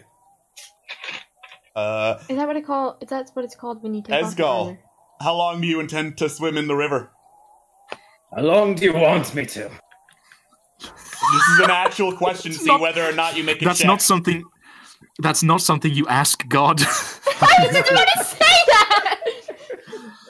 So how long are you feeling about not Being going alive. outside? How long do you want me to? How long do you want me to? Almighty Creator. So just to spite everyone, you decide to see how long you can hold your breath underwater, even when it's obvious you don't have any breath. Make a Constitution save with disadvantage. Oh my god! No!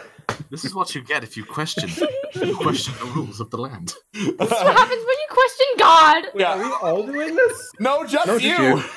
Just you. Wait, what? What did I do? You were the one who was like, how long do you want me to stay there? And I decided how long. It's way longer than you should. Roll a Constitution save with disadvantage. Well. Fuck. That's what happens to that skull. Don't ask God. Oh, fuck. You're now drowning, Esgol. I'm gonna go Help fix that that. since I've been keeping an eye on that. Help the boy! Alright, make a strength check to pull Esgol out. God fucking damn it. Oh, that's the save. That's I'm the save. sorry. Well, Oh, that's not much better. What a difference It's still a save enough. makes. It's still enough to just grab Esgol and yank his head above water. No way, he's actually just like knee deep in water and he just fell and tripped. And he's like, oh, I can't breathe. That would have been a natural one. That has to be it. Walks up. That would have been How it. deep was the water? How deep was the water? If it was a natural one, I would have said knee-deep water. As it stands, I'd say, like, around 10 feet deep is where you were. Oh, okay. I'll haul him out then, and I will just briefly take stock of, is he injured, does he need attention, etc. He's not gonna die, right? He's not gonna die. He's not gonna die, right? I think I'm dying. Fantastic. Just sort of like give you a couple hearty pats on the back. I think you'll be fine, Esgol. Just maybe get dry before you fall asleep. Why did you save me? It's the right thing to do.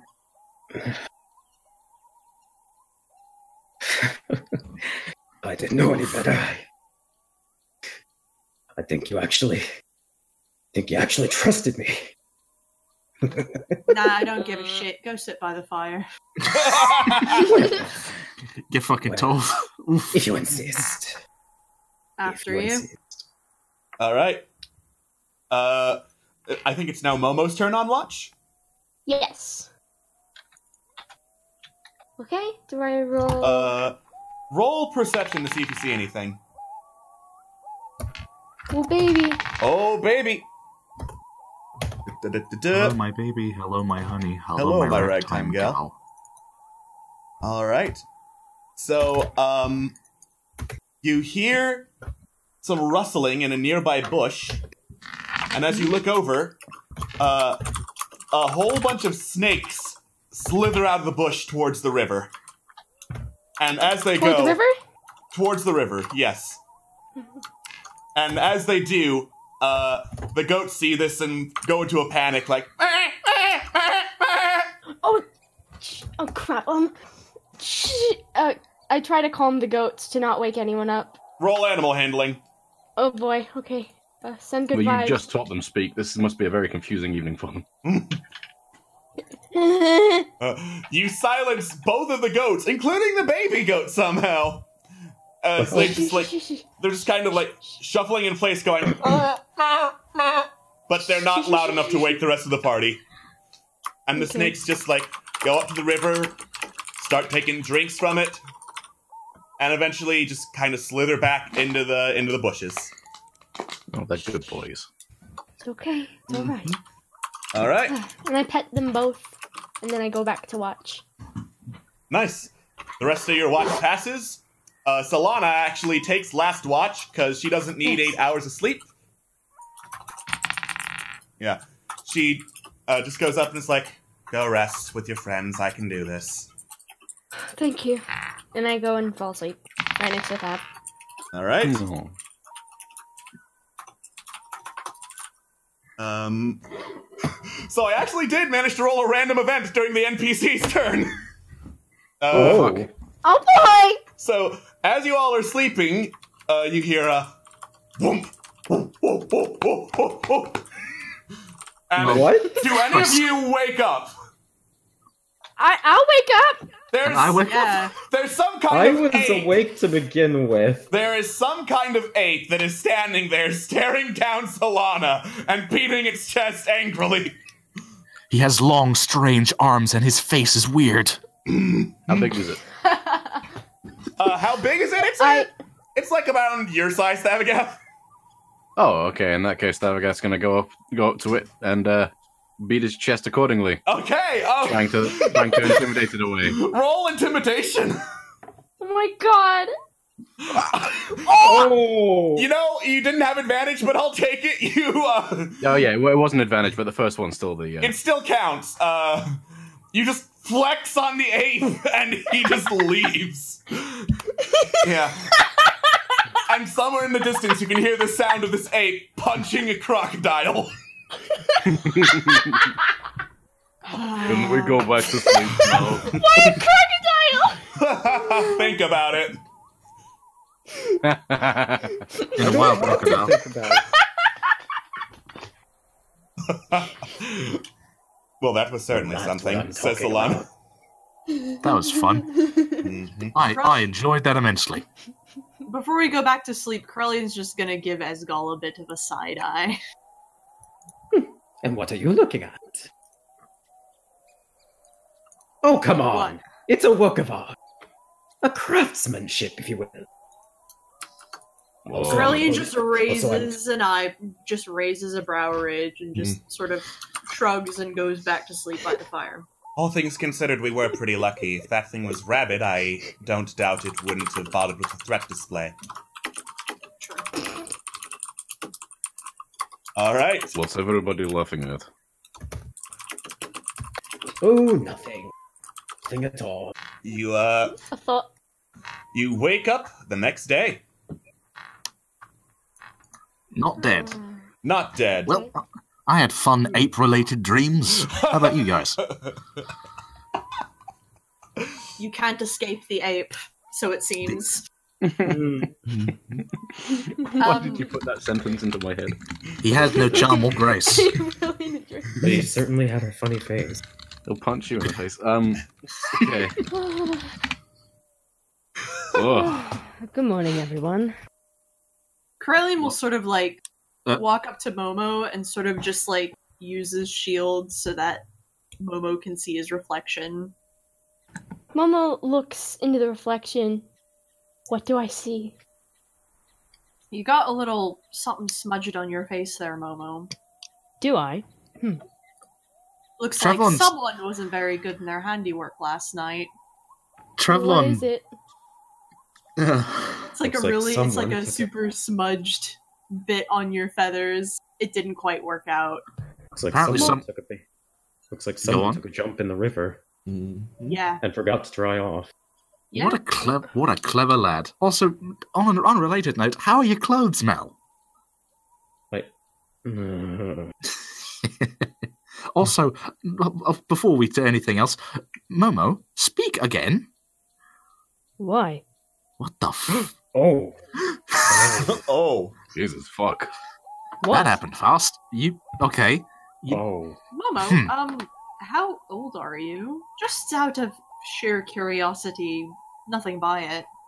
Well, in, I guess, human years, I'm technically 3, but in Aarakocra years, I'm 21. I want you to take a good, long listen to yourself. Good and long. Please never say that phrase again. Sorry. A good, long listen to myself. What? What happened to me? What did you do, Estelle? First of all, my name is Malifane, and second of all, no. Thavagath puts a hand on his shoulder, his significantly broader and much leaner shoulder, and just says, "My little boy's turning into a man." I'm not a man! Come, little. I don't know what's happening to me! Come, little big one. It's time we have a talk. You hear Solana We're all say, living it's on called this. puberty. How does it happen so fast for a... Well, actually, now that I think about it, bird years are, like, quick. You know what? I'm not going to question these things. When is your birthday, by the way, Momo? How do birthdays even... Okay, out of character. How do birthdays even work in this game? That's or in this world? That's a very good question. Do they work? Do they? There's no mechanical benefits, but, like, obviously you can't say day after day, hey, it's my birthday! Yeah, it's just like a nice... It's just on the off chance we want to do something nice for somebody else on a day of birth. It's just not mechanical at all. Also, out of character, it's morning and I still hear wolves. So, the day you're born, people celebrate it? They're day wolves. Like, That's how it used to be when it came to halflings, or at least when it came to my family. I don't know if everybody else celebrates birthdays, but certainly we did. That's how I remember it. I mean, every 2 years I was celebrated when I was brought into the church. Hatch days weren't too important, so... Yeah, it was only like, hey, happy, Churchiversary. Yeah, pretty much, I guess. Let's go with that. Where I'm from, birth isn't really celebrated. Not something you accomplish. It's more of a celebrate your achievements more than anything. I'd say today's a good celebration for Momo growing into himself. That's good enough reason to celebrate. You know what? I feel much more comfortable with him drinking now, that's for sure. Malphane's about to raise a finger and speak, and just stops himself. So, says Solana, you're suggesting instead of going to Ashnalora, we stay here and celebrate the bird's birthday. Oh God, no! I don't even know when my birthday is. No, just today was a day for celebration. Don't have to be stationary for that kind of crap. Jesus. Good, because I'd hate to lose progress. So we keep going. Sure. We'll do something in the evening. Why not? You don't need to. I would never really celebrate my birthday. Oh God, this is going to be a nightmare, and I'm so looking forward to it. The ape comes back saying happy birthday. Anyway. Take note, August 28th, Momo's birthday. Momo's puberty day. Alright. Birthday. It's Momo's puberty day. Anyway, where do you want to go? If no one has any objections, is it there? Yeah, there's a good place. Oh, sorry. Yeah? About like here, I think. You ford across the river. It's narrow enough you can do that. And you start to enter the southern area of Irion. Where you're in right now is a flat, kind of damp plain known as the Black Toad Scrubland. God, what a mood. Land of the Black Toad Scrub Lords. Yep. I'm not sorry. You shouldn't be. The morning passes without incident other than bird puberty. As you start to head out of the scrubland, in the distance, you hear the sounds of arguing. Oh. Like, what kind of arguing? Is in like animals fighting over a monkey, or no. Humans fighting over or animals arguing over a gorilla. No, it's language. You could definitely recognize some sort of human language, not just animals screaming. Do we pick anything out? Like, you're too far away at this distance to hear anything specific. It's Sorry, I'm gonna walk on ahead. You go first. All right. So. Oh God, are we just doing this? Oh God. Yeah, Mal walks on ahead as you're telling Tavagap to go ahead first. Oh shit! No! I'm sorry. Go ahead. And then Mal runs back, saying, "No, you go first." Fuck you. I was gonna say, from listening to it and how far away it may or may not be, would it take us off course and set us back if we were to just go over there and check it out? Or no, it is directly on course from where you're going. Well, we're heading that direction anyway. Well, let's wait a minute. You never know who you might be, meeting on these roads. We've been pretty lucky when it comes to people, when it comes to, going out of cities, but bandits exist. How about we take this slow? Well, bandits exist, but so do these boys. Ooh, I mean, yes, they do. But wouldn't you? So do these boys, apparently. You tried so hard, and I appreciate that so much. I'm doing my best. For what it's worth, I'd say it's probably better to know what's happening as opposed to being surprised by it later. Agreed. Let's through. All right. Do we want to have a check-in stealthily, or do we just want to go guns blazing? Stealth. Oh, stealth. All right, Malifane. Cool. All right. Righty-tighty. Yeah. This is as close to stealth as I get. Nice. You managed to creep up without stepping in any rocks or anything, or sticks that would make noise.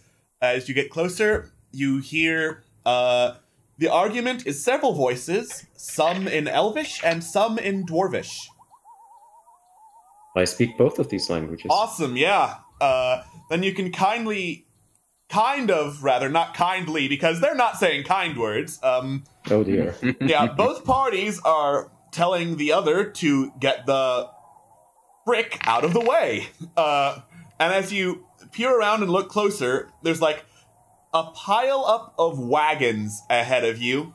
And in the distance, more wagons kind of facing the opposite direction of these wagons. So like 2 wagon trains up against each other. Just motion the party upwards.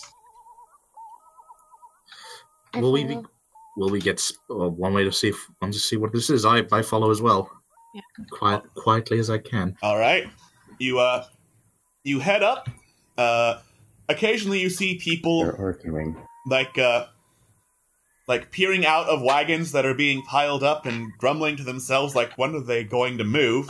And as you get closer, you see the issue is there are 2 wagons in the middle of a gatehouse, one elven and one dwarven, and they are both in the way of the narrow lane through. They're arguing. They want the other to get out of their way. That's not good. That's not gonna happen. Do you think we should come in and see if we can calm things down? Any form of compromise is better than nothing. I don't think that's a... If we don't do something, they're going to be here forever. Let's be honest. If you have the chutzpah, you think, to negotiate between dwarves and elves, then by all means. I mean, what is their number? How many? Elves look like about 3 of them in priestly clothes. Dwarves, 5 of them full plate armor. Solana looks over and is like, I would very much appreciate if the elves were allowed through. Why would the dwarves not let them through in this instance? Because they're dwarves and they're idiots, perhaps. Right. Delicious racism. Like it. How about this? I'm pretty good at mediating. Maybe I can get an agreement between the 2 of them. Okay, I'm going to stop you right there. These are elves and dwarves. Regardless of how logically they may think separated, put them together, they're going to fight. If I may make a suggestion. By all means. I am not the hoarding type. I've got enough money to last me happily. Why don't we just, to save ourselves some effort, because this is going to impede us a lot, why don't we just pay the dwarves to let the elves go first? Trevlon blinks and scratches his chin and goes, damn, that's a very good plan. How much cash do you think we'll need? I was thinking like 5 gold per dwarf. I think that's a bit generous. I'm happy to pay it. Okay, I'm happy to pay it. I've got plenty. I'm not a hoarder. I'm fine. If you're sure. I'll help you too if you don't mind. Let's go forward. Let's go forward, ask what they're arguing about, and if it seems like it's like a money problem, then we'll pay it. Sound good? I like this money. Yeah, sure. Let's just see if we can do this through chat. Let's go. Let's try this out. Diplomacy it is. If it comes to it, I'll act as a translator. I speak both Elvish and Dwarvish. All right. Well, I speak Elven, but not Dwarvish. Trevlon. Oh yeah, go ahead. The dwarves in plate armor, do they have any sort of insignia on their armor or their caravans? That would be recognizable? Not that you can see at this distance. You're closer to the elves. In that case, the elves, do they have anything that would be fairly recognizable in terms of symbology on their garb or caravans? Roll perception.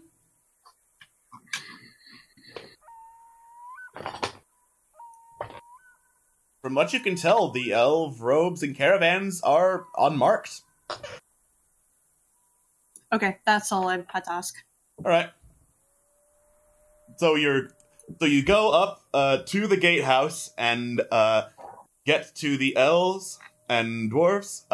One of the elves turns around, sees Malifane coming up, and is like, "Well, half an elf is better than none. Would you kindly tell these dwarves that we are on a pilgrimage home and they must move immediately?"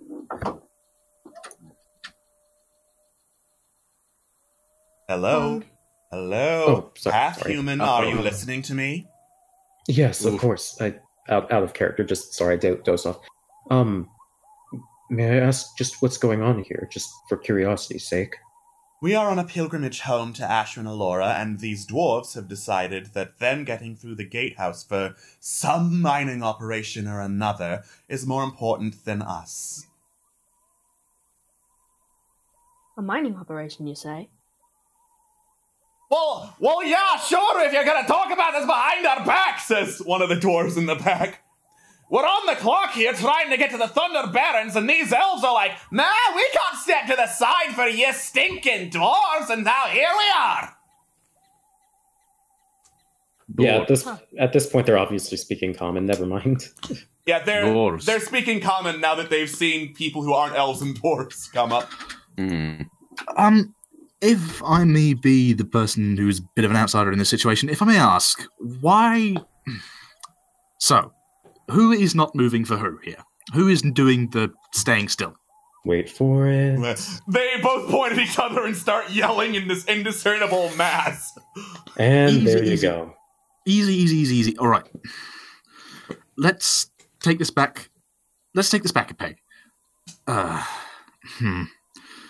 right. Shit. Is there any way that is like so? This path, is there any way that these two can like go around each other, or is it like a really wooded off area? This is kind of getting into a wooded off area. It's a gatehouse, basically. This is the most used wagon trail, and it would be a long way around to kind of like push through the woods, over the hills, to grandmother's house we go.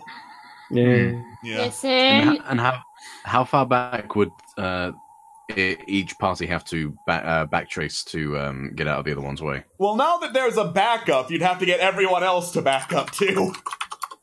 How bad is the line, the backup? About 3-4 wagons deep at least. On either side. Oh.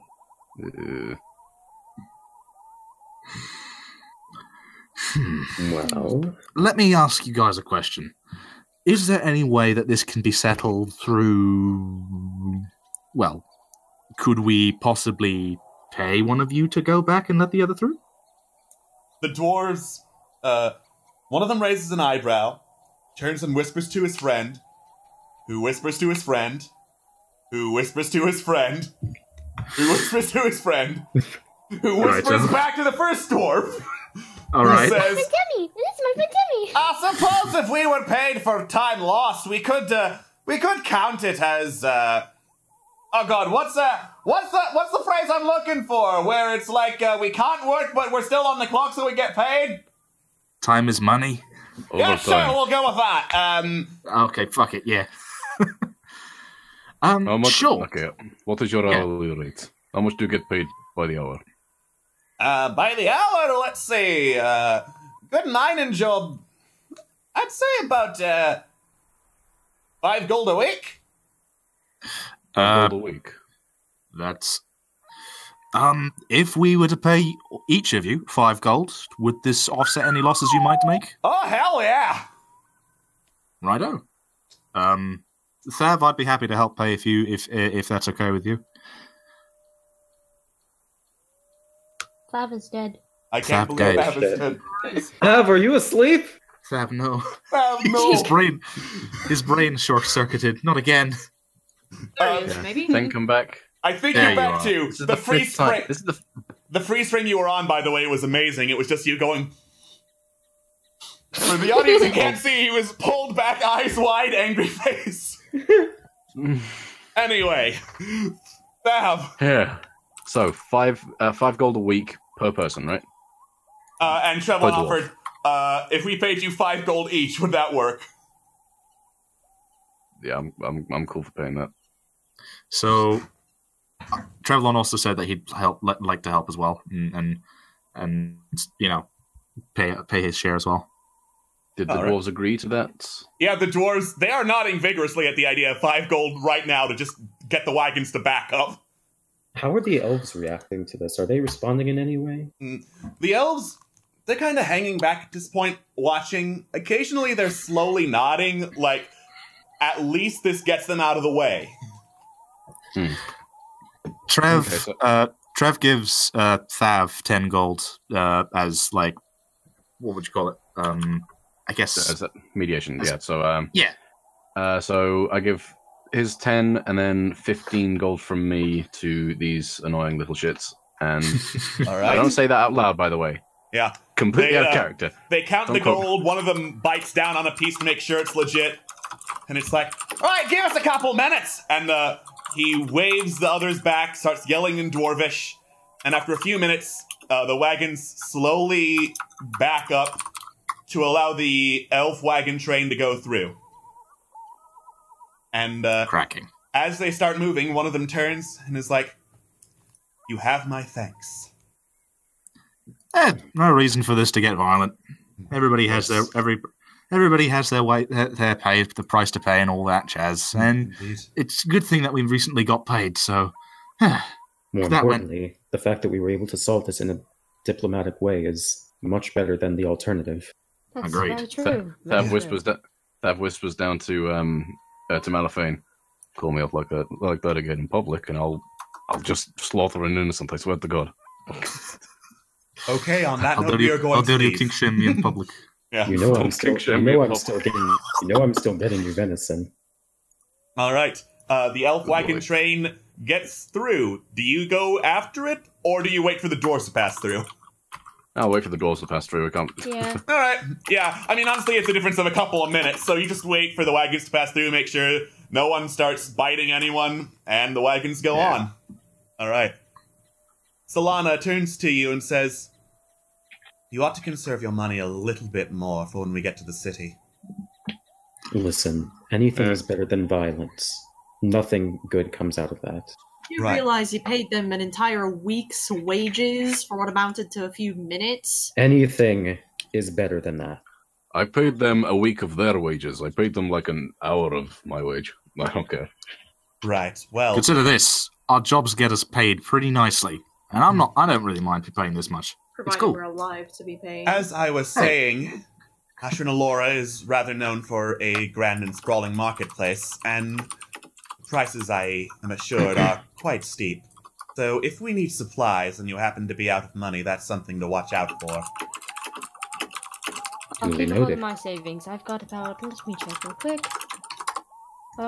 Last I checked, I have about 58 gold. I think I can, would that be enough for some supplies, or would that be... It should be. It should be enough for basics, yes.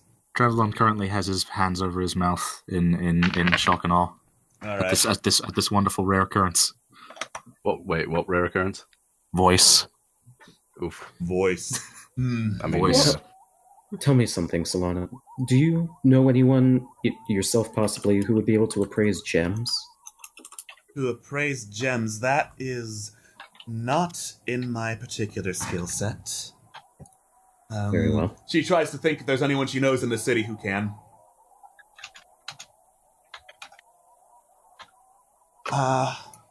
Elves don't normally work with stoneworker gems. I'm not sure if there's anyone you'd be able to find there without quite a bit of looking and a bit of luck if there are any traveling stalls in the market.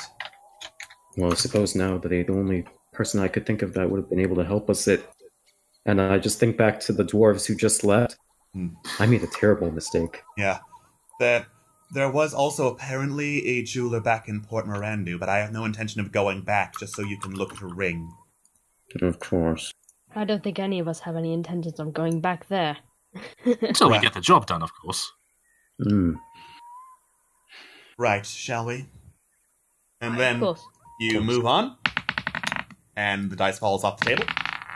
Nice. And the night passes without incident as you make camp. Sick. Sweet. I'll take another watch tonight. Guess what time it is, ladies and gentlemen. Is it time for another roll? Is it Tonga time? I think it's Tonga time. Yeah. Time to train goat. Time to train goat. Oh, it's time to train goat! Fucking sick. Alright, roll with advantage. Roll with advantage. You got it, Alex. All right. Nice! Yeah! Oh, nice. Yeah, the goat is Christ, really starting I trained to him get to play it. chess. Yeah, the goat beats you at chess. Oh. That's Man, amazing. my good sir. Meh. You fucking suck. And then he starts eating the queen. Now that's how you assert dominance. No, I'll go, I'll say like shake. Meh. All right. The goat seems a little unsure about shake, and it loses its balance a couple times, but with patience and really good teaching, it's learned how to shake. Yay! Now that is fucking awesome. It's alright. It's such a good Hell goat. yeah, it is. Pardon me, sorry. All right. I'd take a picture of it and post it on social media if those two things were things I knew about. My brain tastes like copper. What?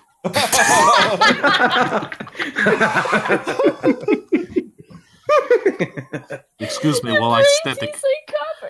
Oh, I absolutely love this. The brain juice, it flows. Oh my god. Come get your brain juice. All right. 99 pence a pop. Get it out of my mouth. It falls out at regular intervals. The price for brain juice is to retrieve it from brain. Yeah, goat picks up axe. Where can be a range? I don't think I am no longer a fan of this bit. No, I'm not a fan of this bit. The idea of just extracting Thab's juices is no longer appeasing. Oh, I disagree. And on that note, having tied goat up and having successfully trained him to shake his hoof, Thavagath instantly flops on the ground, just like a fucking rabbit flops. Nice. Okay, so people are taking watch. Yes. Yes, I am taking Yes. watch. Absolutely. Does anyone want to take first watch and I'll take second watch again? Or I Escal, guess you I'll do. volunteered, didn't you? Yeah. I suppose I could. Much appreciated. Oh, yes, the pleasure is all mine. All right. I still So, couldn't get that damn marker out of my face. Esgal, make a perception check. Will do.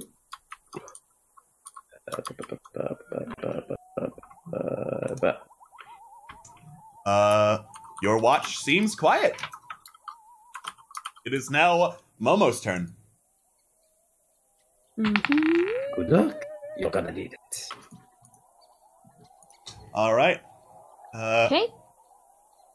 In the distance, Momo, you can hear howling and snarling, but it's from like several miles away, it seems like, so you think you'll be safe here in camp.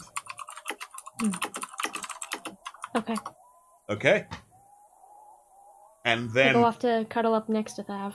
Alright, having told no one of what you heard, you go to cuddle up as Solana takes last watch. I've made a terrible mistake! And the night passes without incident as you wake up. Thank God.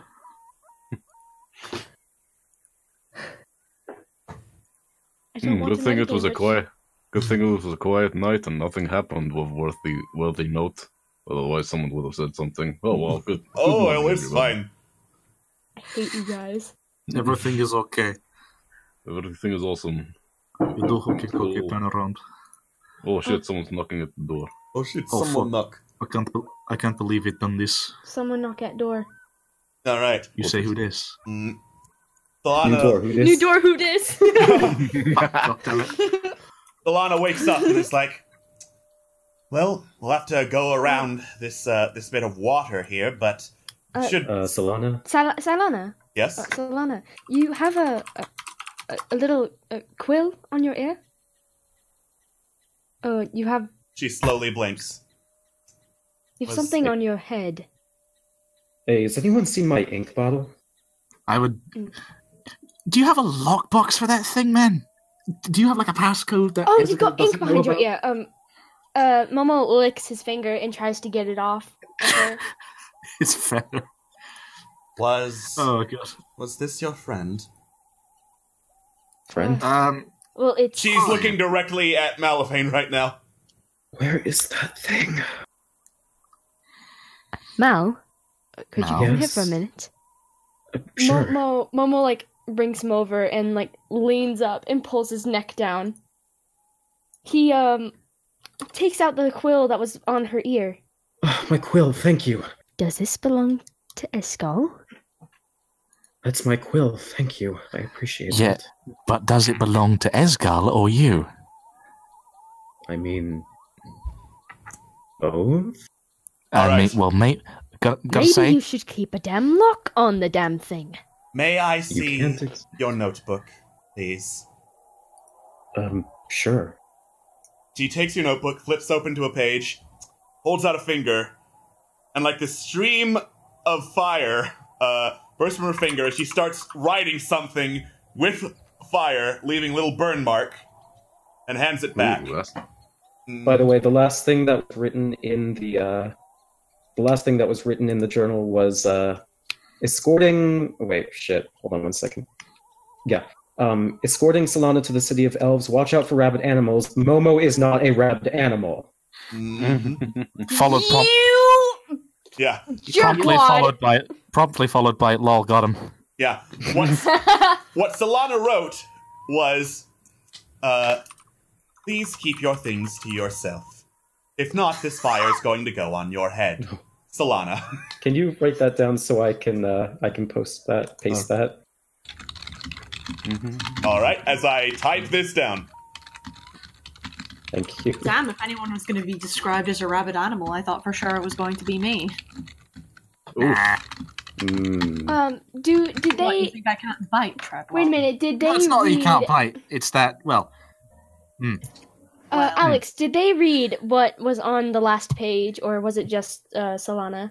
Solana didn't mention it. If you want to have a look at it, Momo, go ahead.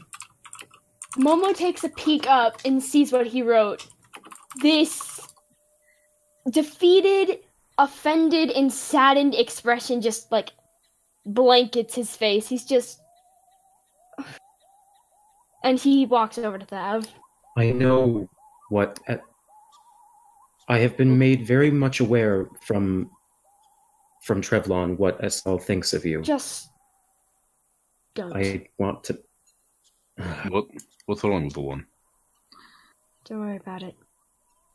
Momo, it's not like that. Thavagath shoots an extremely intimidating stare down at Malifane for a second. I didn't...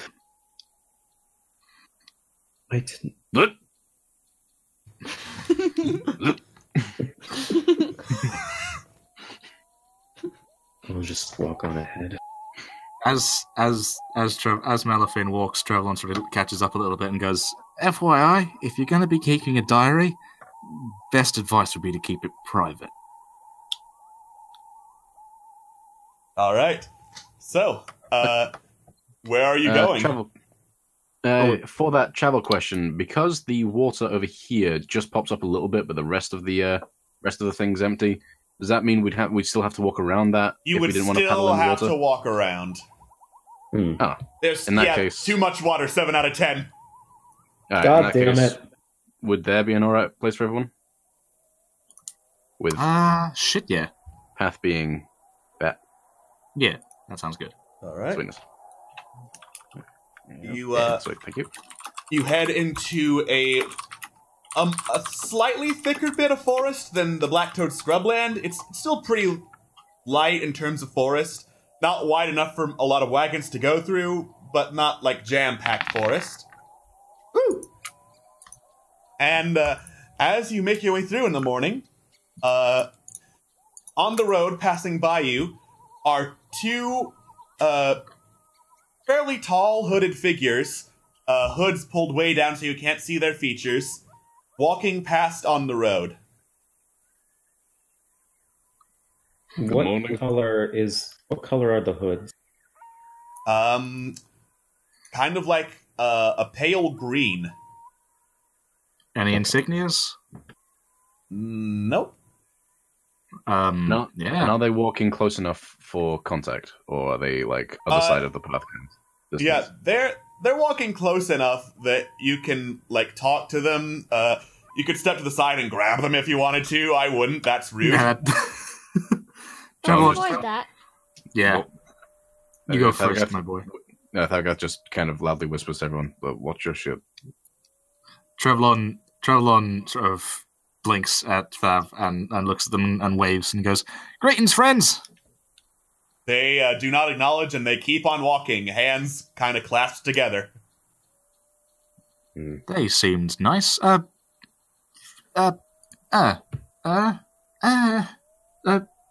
Solania, does that happen a lot? Well, I don't know. I don't particularly like being bothered when I'm on the road. Yeah, do those people look recognizable? The robes, the sullen expressions? You're asking me if I can recognize people, and the description is they wear hooded robes. Do you have any idea how common those are in Irion? Yeah, well, not many people bloody well wear hooded robes over their head and walk sullenly down the path into certain nowhere. Whatever, I tried to ask a question and I get downplayed, as I always do. I'm so hurt. I'm done. Oof. Almost. Little sass come from you. I'm already scared. Oof, ouch, my bones. I'm sorry. Sassy boy. I'm sorry. I am dreading the next time we meet our boss because, oh boy, that's not going to go well for either of us. All right. We'll just keep Momo Our boss, you say. So, I'm assuming you don't want to do anything else with the hooded dudes. If they're Do we ignoring us, see we're ignoring them. any other features other than the hoods, or is it just hoods? Those are pretty thick robes made specifically to avoid you seeing any features other than robe and hood. And as they walk past us, do they keep walking in their direction, or do we notice any deviation of path? They keep walking down the path, going past you. Not following. Okay. No, I'm cool with just letting them do their business. Same. All right. Great. Then you start to head southwest. The afternoon passes without incident as you cross into a pretty heavily wooded area. What the locals call the cloth forest before it gets into like utter wildland where it's more tree than ground. And you get there in the night as I switch the audio track to show that you are in the forest. Yowza, yowza. Yowza, yowza, who but me? Alright. And the night passes without incident. Excellent. But as you are looking for camp, you find a wooden tower about 30 feet high nestled against a tree with a ladder leading up to it stabilized against the tree. Huh. I don't know about you guys, but I'm feeling a little bit confident today, and I kind of want to climb up there.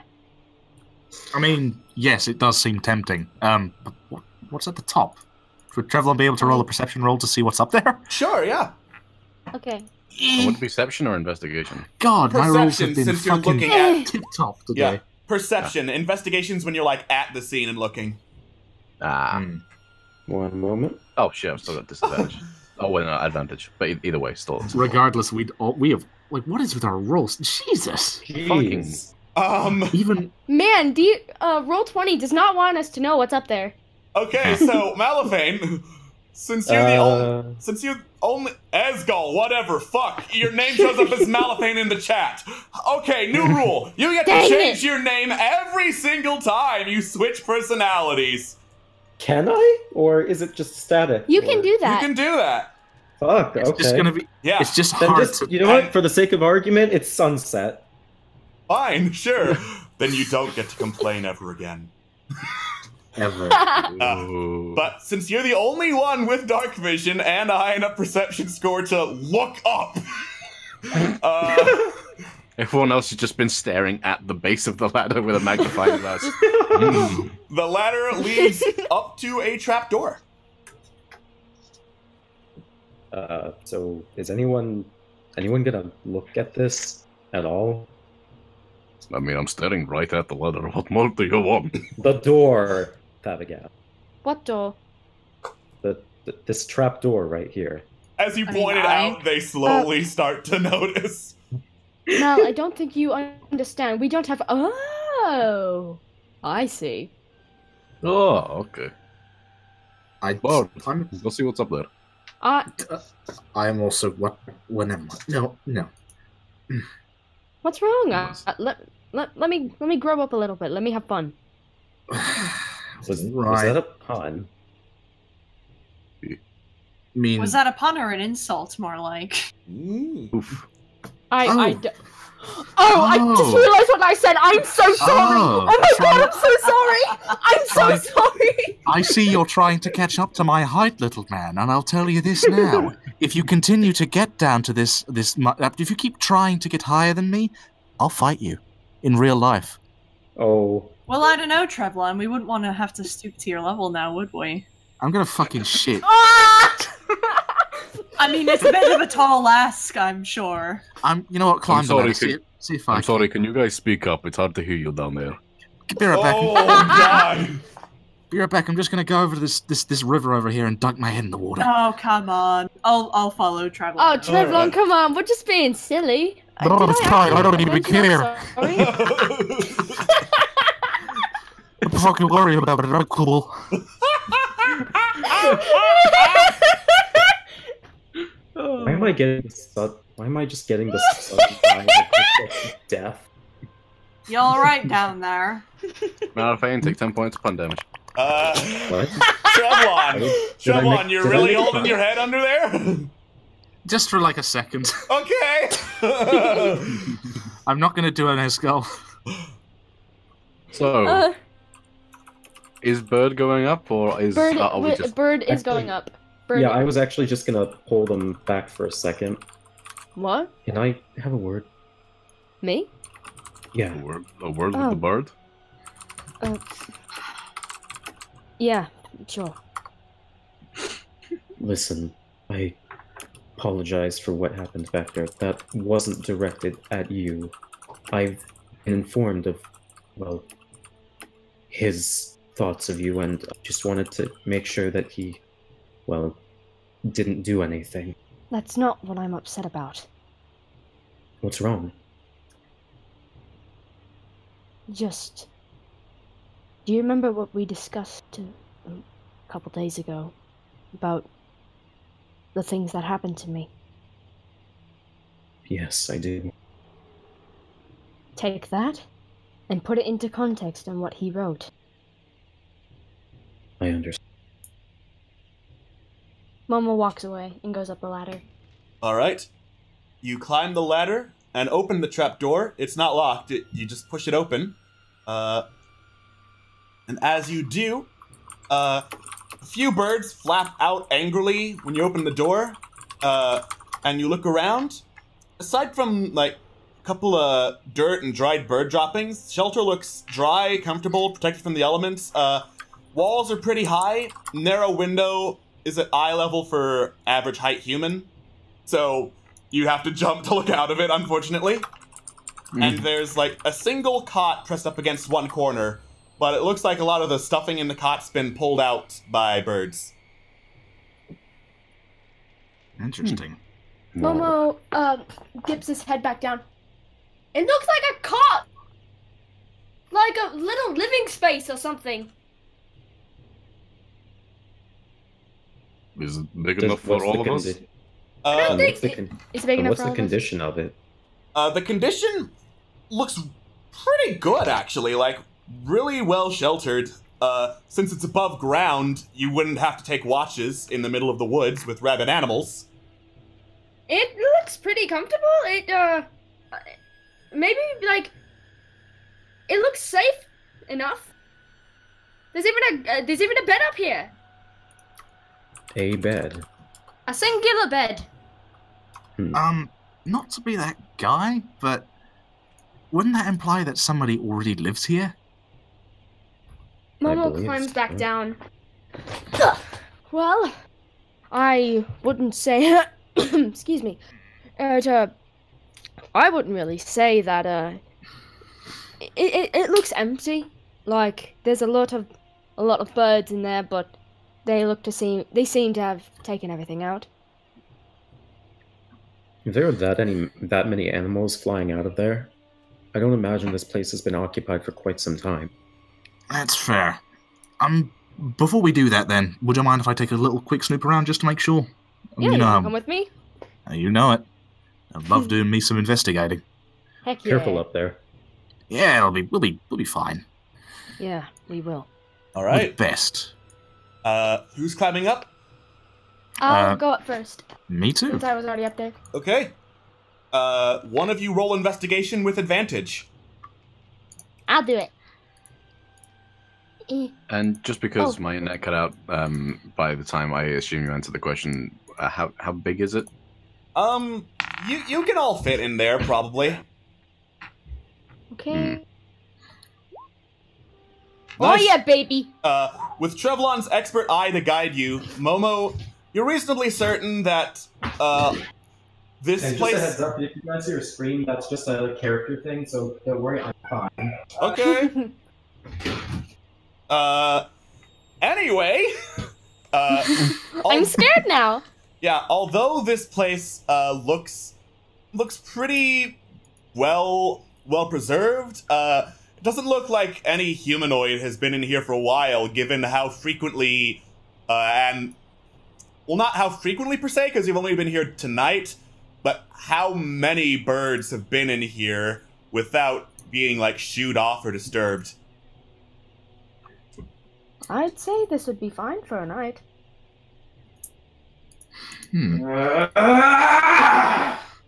Oh, there he is. There he is. I was wondering how he was going to come back. God damn it. Don't. I'm sure he won't make Sorry, any... pardon my language. I know you've been going through a rough time with him. Jesus, I'm doing worse than you with your voice cracks. Jesus. Point being... Listen! Point being, as long as... I'll make sure he doesn't do anything too stupid. Got it? I will too. Ooh. Feisty words. I hope this doesn't end with one of us dying. Can Escal sleep outside, and I'll just sleep on top of the, Thavaga will just sleep on top of the trapdoor so we can't get in. I mean, I was gonna volunteer to have a fire out and sleep at the foot of the tree, but... Shit. Nah, just... You know what? It's fine. I'm sure Esgar will find a place to sleep, and if he does do anything during the night, I will... You know what? I'm gonna actually take a physical watch to make sure he doesn't do anything. Wait, so you're leaving him out of the tower? No, I'm not leaving out... We're not leaving out of the tower necessarily. I'm just gonna keep an eye on him. Fine. Okay, so... I can hear you! Yeah, I know, you bet... Right? Oh, yeah, I know. I'm counting on it, Yeah, I mate. bet you can, can't you?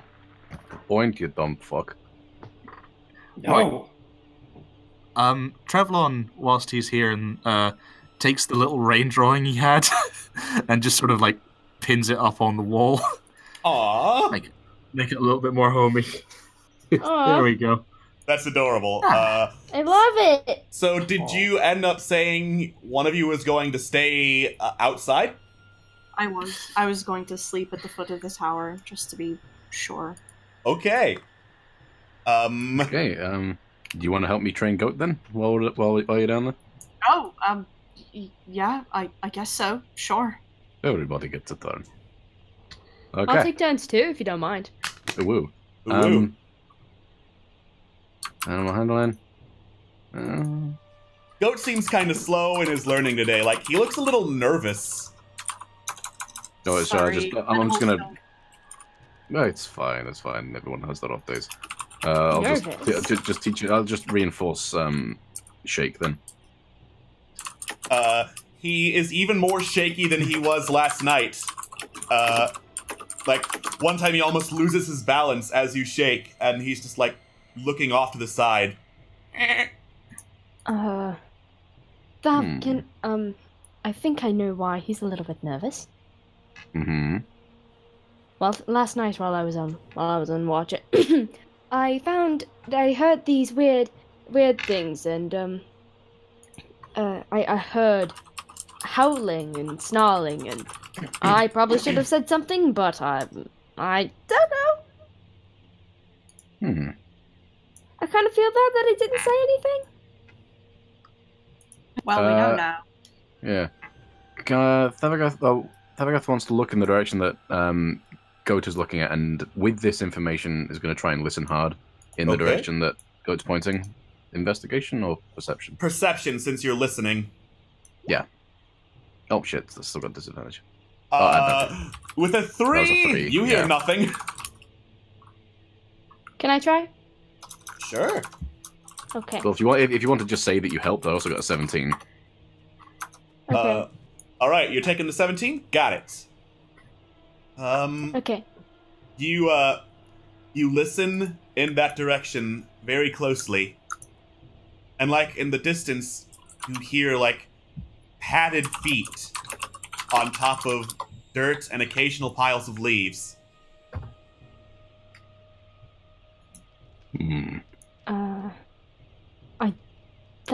I hear something. Like, padded feet, maybe? Yeah, I hear it too. Here I was going to pass on the fire tonight, but... Are you sure you want... you want to do that? I think we well, should I'm going to build a fire. Well, fire would be nice.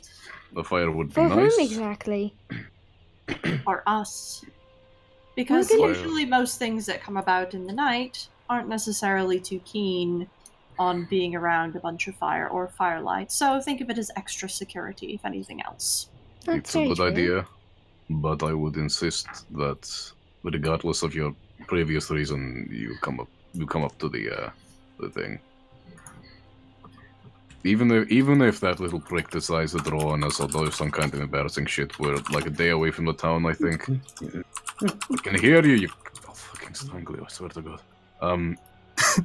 Actually, I just realized, Solana would have noticed you doodling shit on her because she has a trance.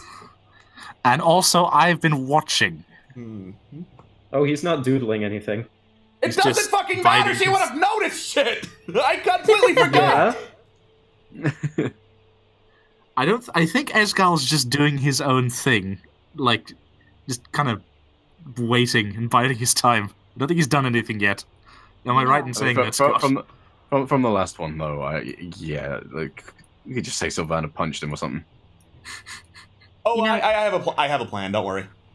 Woo. Anyway, so you set up a fire. Who or what is going to still be down below?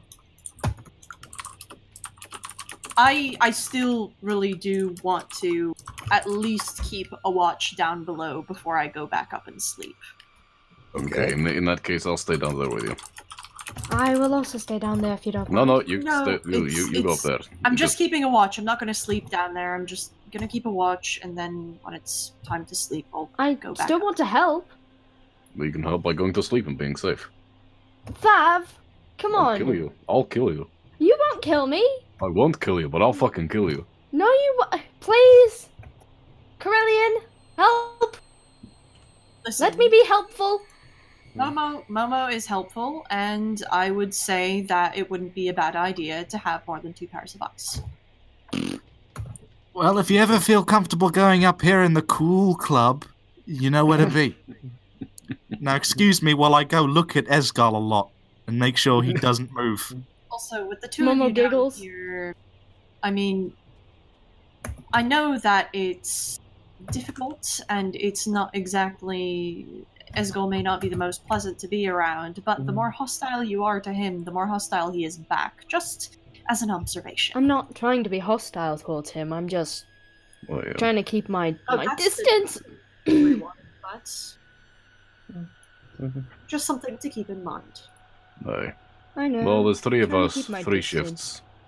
I'll take first sleep. Momo rolls up next to him. All right. So, Corellian, I'm gonna need you to make a perception check. A what?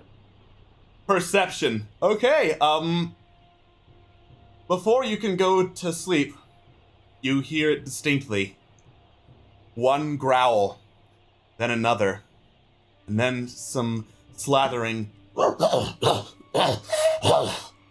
And you look around you, and there are dozens of wolves with red patches of something adorning their fur, all looking at you, very hungry. Are we awake now? You're not. You took sleep.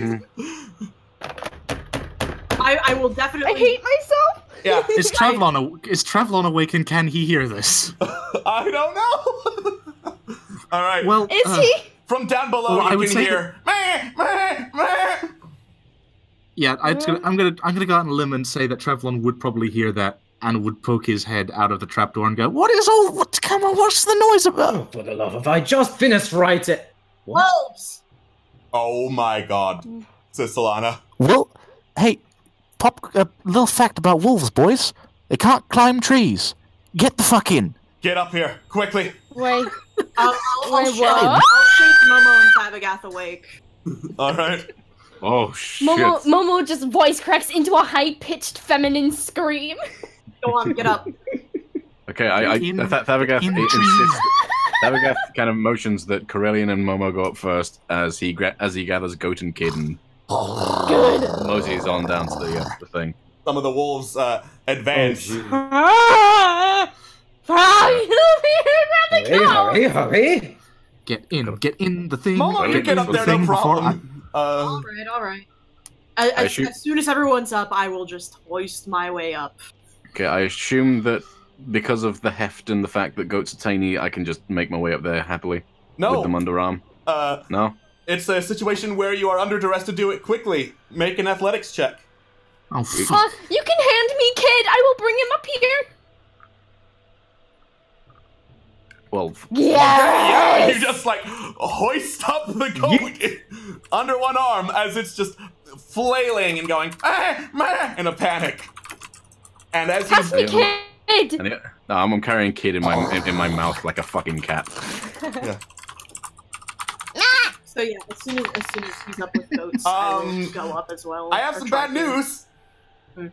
As you scoop up Goat, one of the wolves takes advantage to lunge at you, and he rolled a natural 20. Oh my god. Fantastic. My favorite. My absolute favorite thing to happen. What happened to the goats? Thank you for my life. Goat's fine. I'm the one bit. Oh no! No, you're not. What? Wait, what? It takes a running leap and bites the baby goat and Fabagath's hands and just thrashes him around. I'm angry. I'm very angry. Alex. As more goats approach, trying to snag some meat from the kill. Take the opportunity and get up the damn tree. I'm getting up the tree. You're up the tree. That scream I just made was what Momo said, like, no! All right. Yeah. And for several hours, you can hear the roaring and snarling and howling of several wolves before eventually the sound fades away and you look out the window and the wolves have moved on. Can't believe we... You. Is there any way you can heal this thing? Any way at all? It's been torn to shreds, Mel. I don't care. There has to be Been a way. torn. Anyway! He was torn to shreds! At this point, I want to point out that Thavagath is no longer his normal bravado, unaffected by anything, but this 1,000-yard stare as he just kind of obsessively strokes Goat. Like, he's not moving. Momo goes sits right next to Thav and just holds his arm. Thavagath doesn't even notice that he's in some kind of I know. distress. Momo is also very like. It's fine. Everything's fine.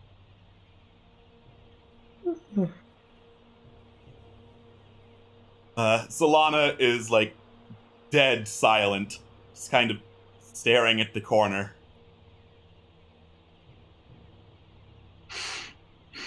I'm just gonna take a look out, make sure there's nothing around, and then head out.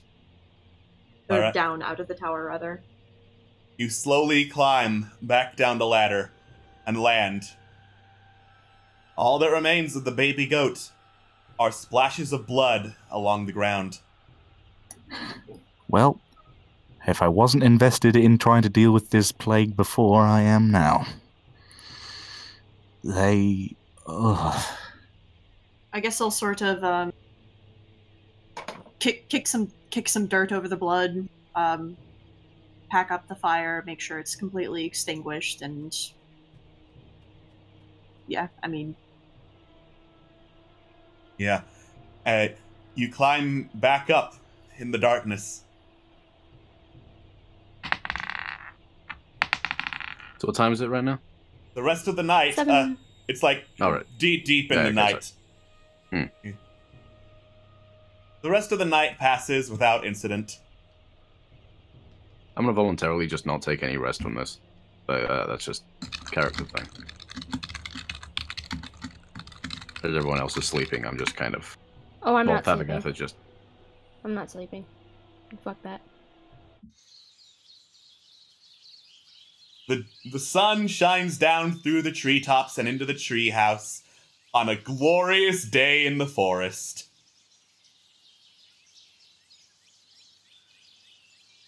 Solana... Alex, I'm quitting Man on the OTT. We're leaving.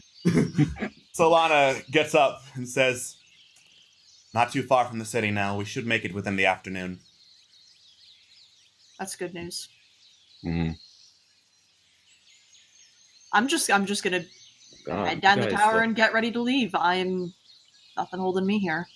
You guys are here. horrible. What happened? Wait, where's the kid? Mm. The less you ask about that, mate, the better. Oh. Mm. So sorry. Thavagath just... anything that anyone tries to say to Thavagath is just met by a... Mm. We won't be able to get anything done by sitting in a treehouse mourning a baby goat. As hard as it is, we have to move on to stop more like them from being slaughtered. My heart. Is the dirt soft at all? Like reasonably so. Malifane starts digging a little bit at the ground. Okay. Is there anything left to bury? Anything is better than nothing.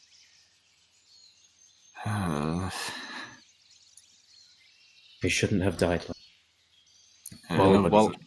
While everyone is fumbling around for that kind of stuff, they just see Thavagath, goat underarm climbing down and just ignoring everything else and making a march towards this hex here. All right. Yeah. Are we really gonna Just fuck around in the dirt? Come on. I follow Thav. I don't get on his shoulder. I give him some space. Mate, there's basically nothing left.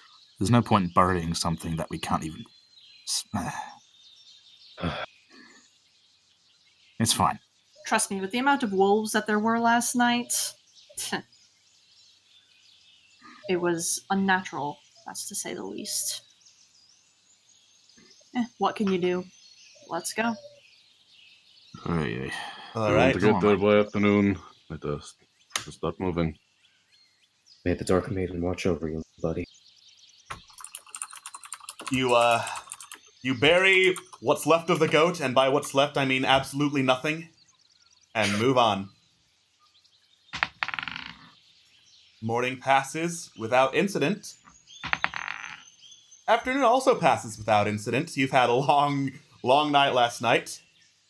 As you arrive at the city, and I bring up the description of it so I can narrate. I love narration. Oh, shit. Delicious. Really takes away the goat pain. All right. So, most elven cities you've heard of in stories or what have you are like treetop cities or otherwise built into trees. Even though this one is in the middle of a forest, there are no buildings made out of wood here. Instead, all the buildings you see are metal and brass. And as you look around, they're like turning gears on the side, a whole bunch of elves walking around the city. Let me switch the soundtrack to Asher and Alora. Milling about, cleaning up some of the machines as like gears and pulleys turn, hoisting platforms and goods up and down. This is a city of clockwork in the middle of a forest. Like, you can kind of see into the central part of the city because it's a very utilitarian street design, like straight one way, straight the other, no winding really. And towards the center, there is there's a fountain with several statues of elves on it, looking quite nice, carved out of like stone and crystal and all of that. And throughout the city, there are several scattered marketplace stalls. Alana turns to you, and a rare smile crosses her face as she says, "It's good to be home." Gosh, beautiful. Thank you very much. It's a lovely place. Certainly takes... what's the word? It's very calm. I quite like that. Indeed. The dryads here do a fairly good job of keeping the place orderly. There are dryads here? Oh, yes, haven't you heard?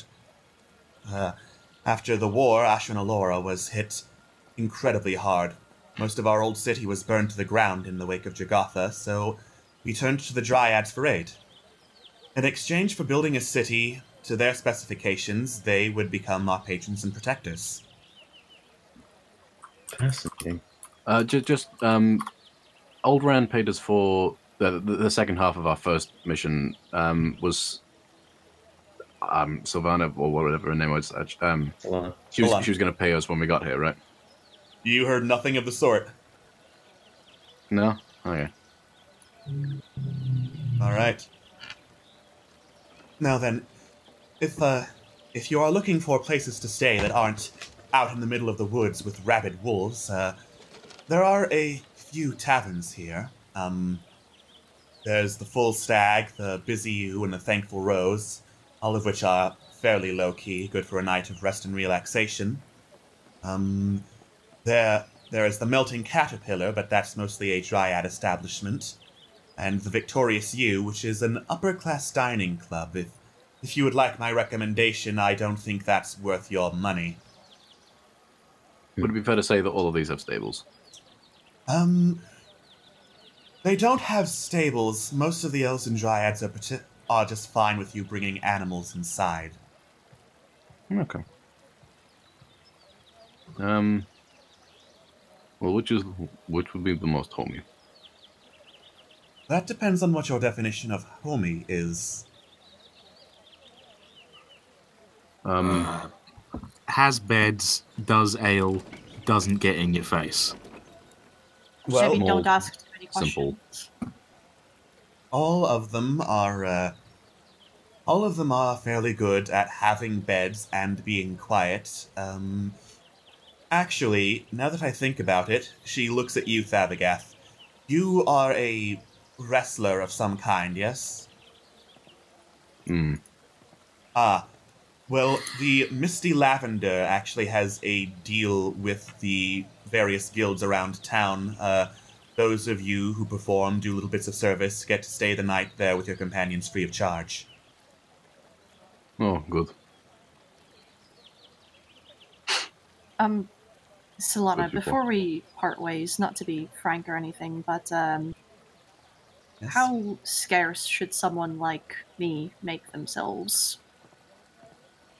Well, given that your scales are not actually green, you should be fine. And if someone does end up calling you greenskin, just understand that's what they call all goblins, orcs, kobolds, and the like. Yeah, I'm familiar with that much at least. Right. Much appreciated. Of course, of course. Okay, mechanically, the offer to stay at the thing isn't required. A win isn't required for the stay, is it? A win is not required. Okay, cool. Making sure. Well, could you point us in the direction of that one then, please? Oh, of course. And she gives you some directions, because exact addresses are not necessary. You just know where they are. Thank God. We are So that's where. clairvoyant. Oh, of course. That's what I thought. It was at that street, right there. I thought it was that street. Obvious. it all makes sense now. Right. In the meantime, I think I will be spending the next couple of days at most gathering assistance, because given what we faced, I am quite certain we cannot make it to the Sacred Grove alone. Well, you'll know where to find us. Of course. Don't count on us waking up early, though. I think, I anticipate we might. I noticed that most of you did not sleep last night and did not think to question why. I figured it was out of grief. Uh-huh. Any other places you would recommend in the city? Well, as I said, the marketplace is what Ashnalora is most known for. Goods of all type, incredibly high quality. Although I should say the prices are a little bit higher than what you would find in Port Mirandu. Hmm. We'll keep that in mind. Of course. You noted. Right then. What time is it now, by the way? In game time? It's in the middle of the afternoon. You've got a couple hours before you get tired and need to turn in. I'm comfortable having a little explore before we hit the sack. If anybody else feels same. like joining me. The city's gorgeous. I'd love to take a look around. All right.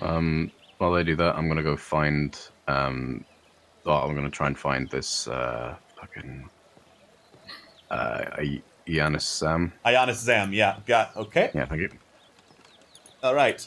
Or at least his manager, and set something up. We'll actually do that first, since it's pretty quick. It should be. You follow directions to, as I look for the tavern again, to the Misty Lavender Tavern. You go in there, and sitting at one particular corner, staring into space, wearing like black leather with long silver hair, is a really, really jacked elf. Who you immediately recognize from your time in the Gladiator circuit as Ionis Zam. So we know each other, yeah. You've seen him Or before. at least You haven't really seen him talked, before. but you know him. He walks up to him and says, Ionis? Ionis looks up at you. Ionis, sorry. It is Ionis Sam, yes? Slow nod. Right. I believe my manager spoke to at least yours. My name is Davagath. Here to organize some kind of gladiatorial fight. He gets up from his chair, walks over to you, and then kind of like pulls your lip downwards to take a look at your teeth. Oh. Before letting go. I see. Tonight at the jousting field, be there. You got it. And, you're not going to question the teeth thing? Well, no. Okay. And as you head out, he's like, oh, and by the way, when, not if, but when I kick you in the back of the head, it's usually best to roll with it. Otherwise, it might snap your neck. Noted. Thank you. Okay. You head out of the tavern as we go back to the rest of the party, who are exploring around. I'm just going to assume you're looking around the marketplace. That's the idea. Cool, cool. Yeah. Most of the marketplaces are just like stalls, canvas and small metal poles set up, like stuff that can easily be taken down in a hurry if need be. There is one building that is actually made out of wood with just like a brass chimney with a wheel turning on top of it.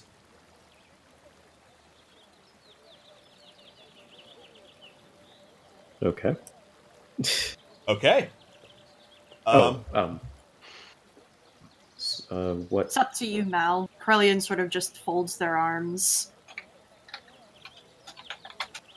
Lead the way. Oh wait, actually, I should switch. I should switch pages. Sorry about that. There we fucking go. That's Ashman Alora. Elliot. Oh shit, do we have that? Ooh, yeah. Fucking tasty. Ooh, that's some good shit. I love it. My bad, guys. I didn't realize we weren't on that page. Oh, that's actually lovely. This is a very lovely statue. Actually, Alex, could you do me a teeny favor? Yeah. Could you move Thavagath out of the way just for now, if that's a thing you can do, just so we can appreciate that statue? Yeet! Ooh, I love it. That's a nice There he statue. goes. He's been yeeted. Thank you. And there comes Scott's back again. Hooray. Woo. Sorry about that. Okay.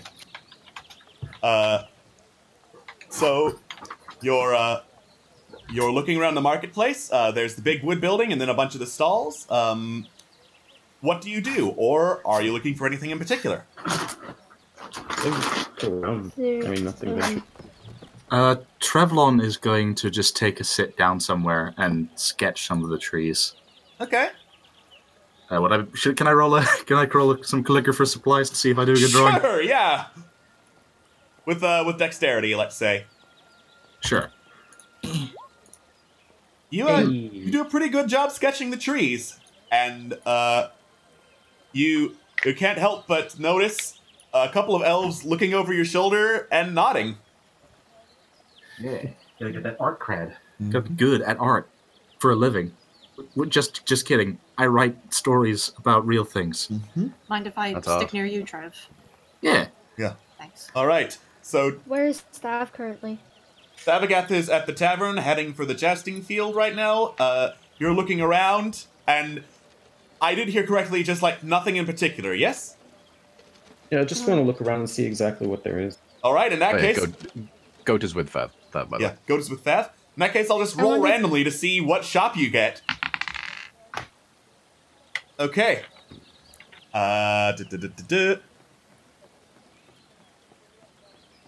Yeah. You look around the market, going here and there, everywhere, basically. Just kind of looking at stuff, not really looking that interested in stuff yet. And then towards the back of the market, Mal, you hear, psst, psst, hey, buddy. Buddy, come here. Me? Yeah, you. Half man, come here. Okay. But just sort of ignore the whole half-man thing and just follow the voice.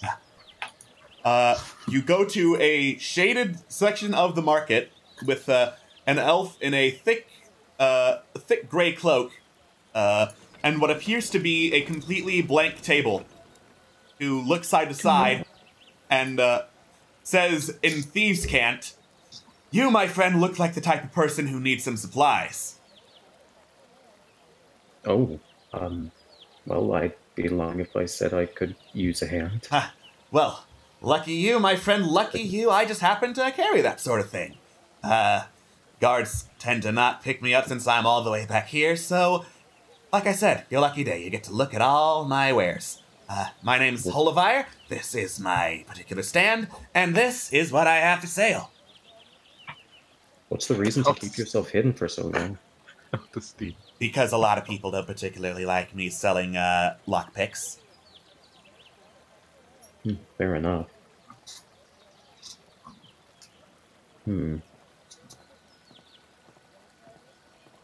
I see he's a professor in the School of Hard Knocks.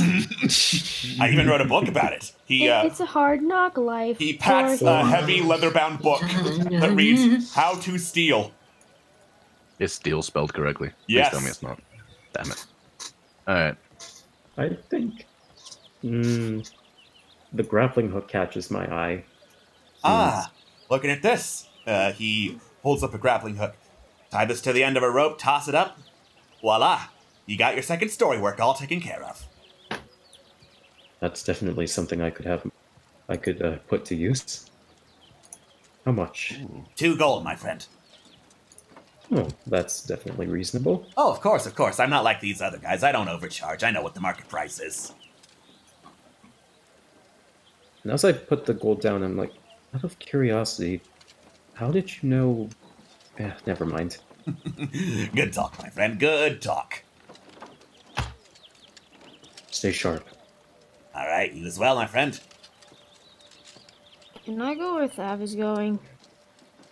Speaking of where Thav is going, as you walk away from the stand, all of you hear a horn and then a town crier yelling, hear ye! All ye who wish to view a battle of strength, come down to the jousting field for a match between Ionis Zam, Ghoul Slayer, and the Mountain Smasher, Thavagath!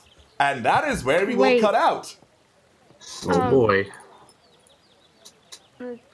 Jojo. Great. Yeah. Jojo, what are you gonna say? What are you gonna say, Jojo? I was gonna say, shit. Shit.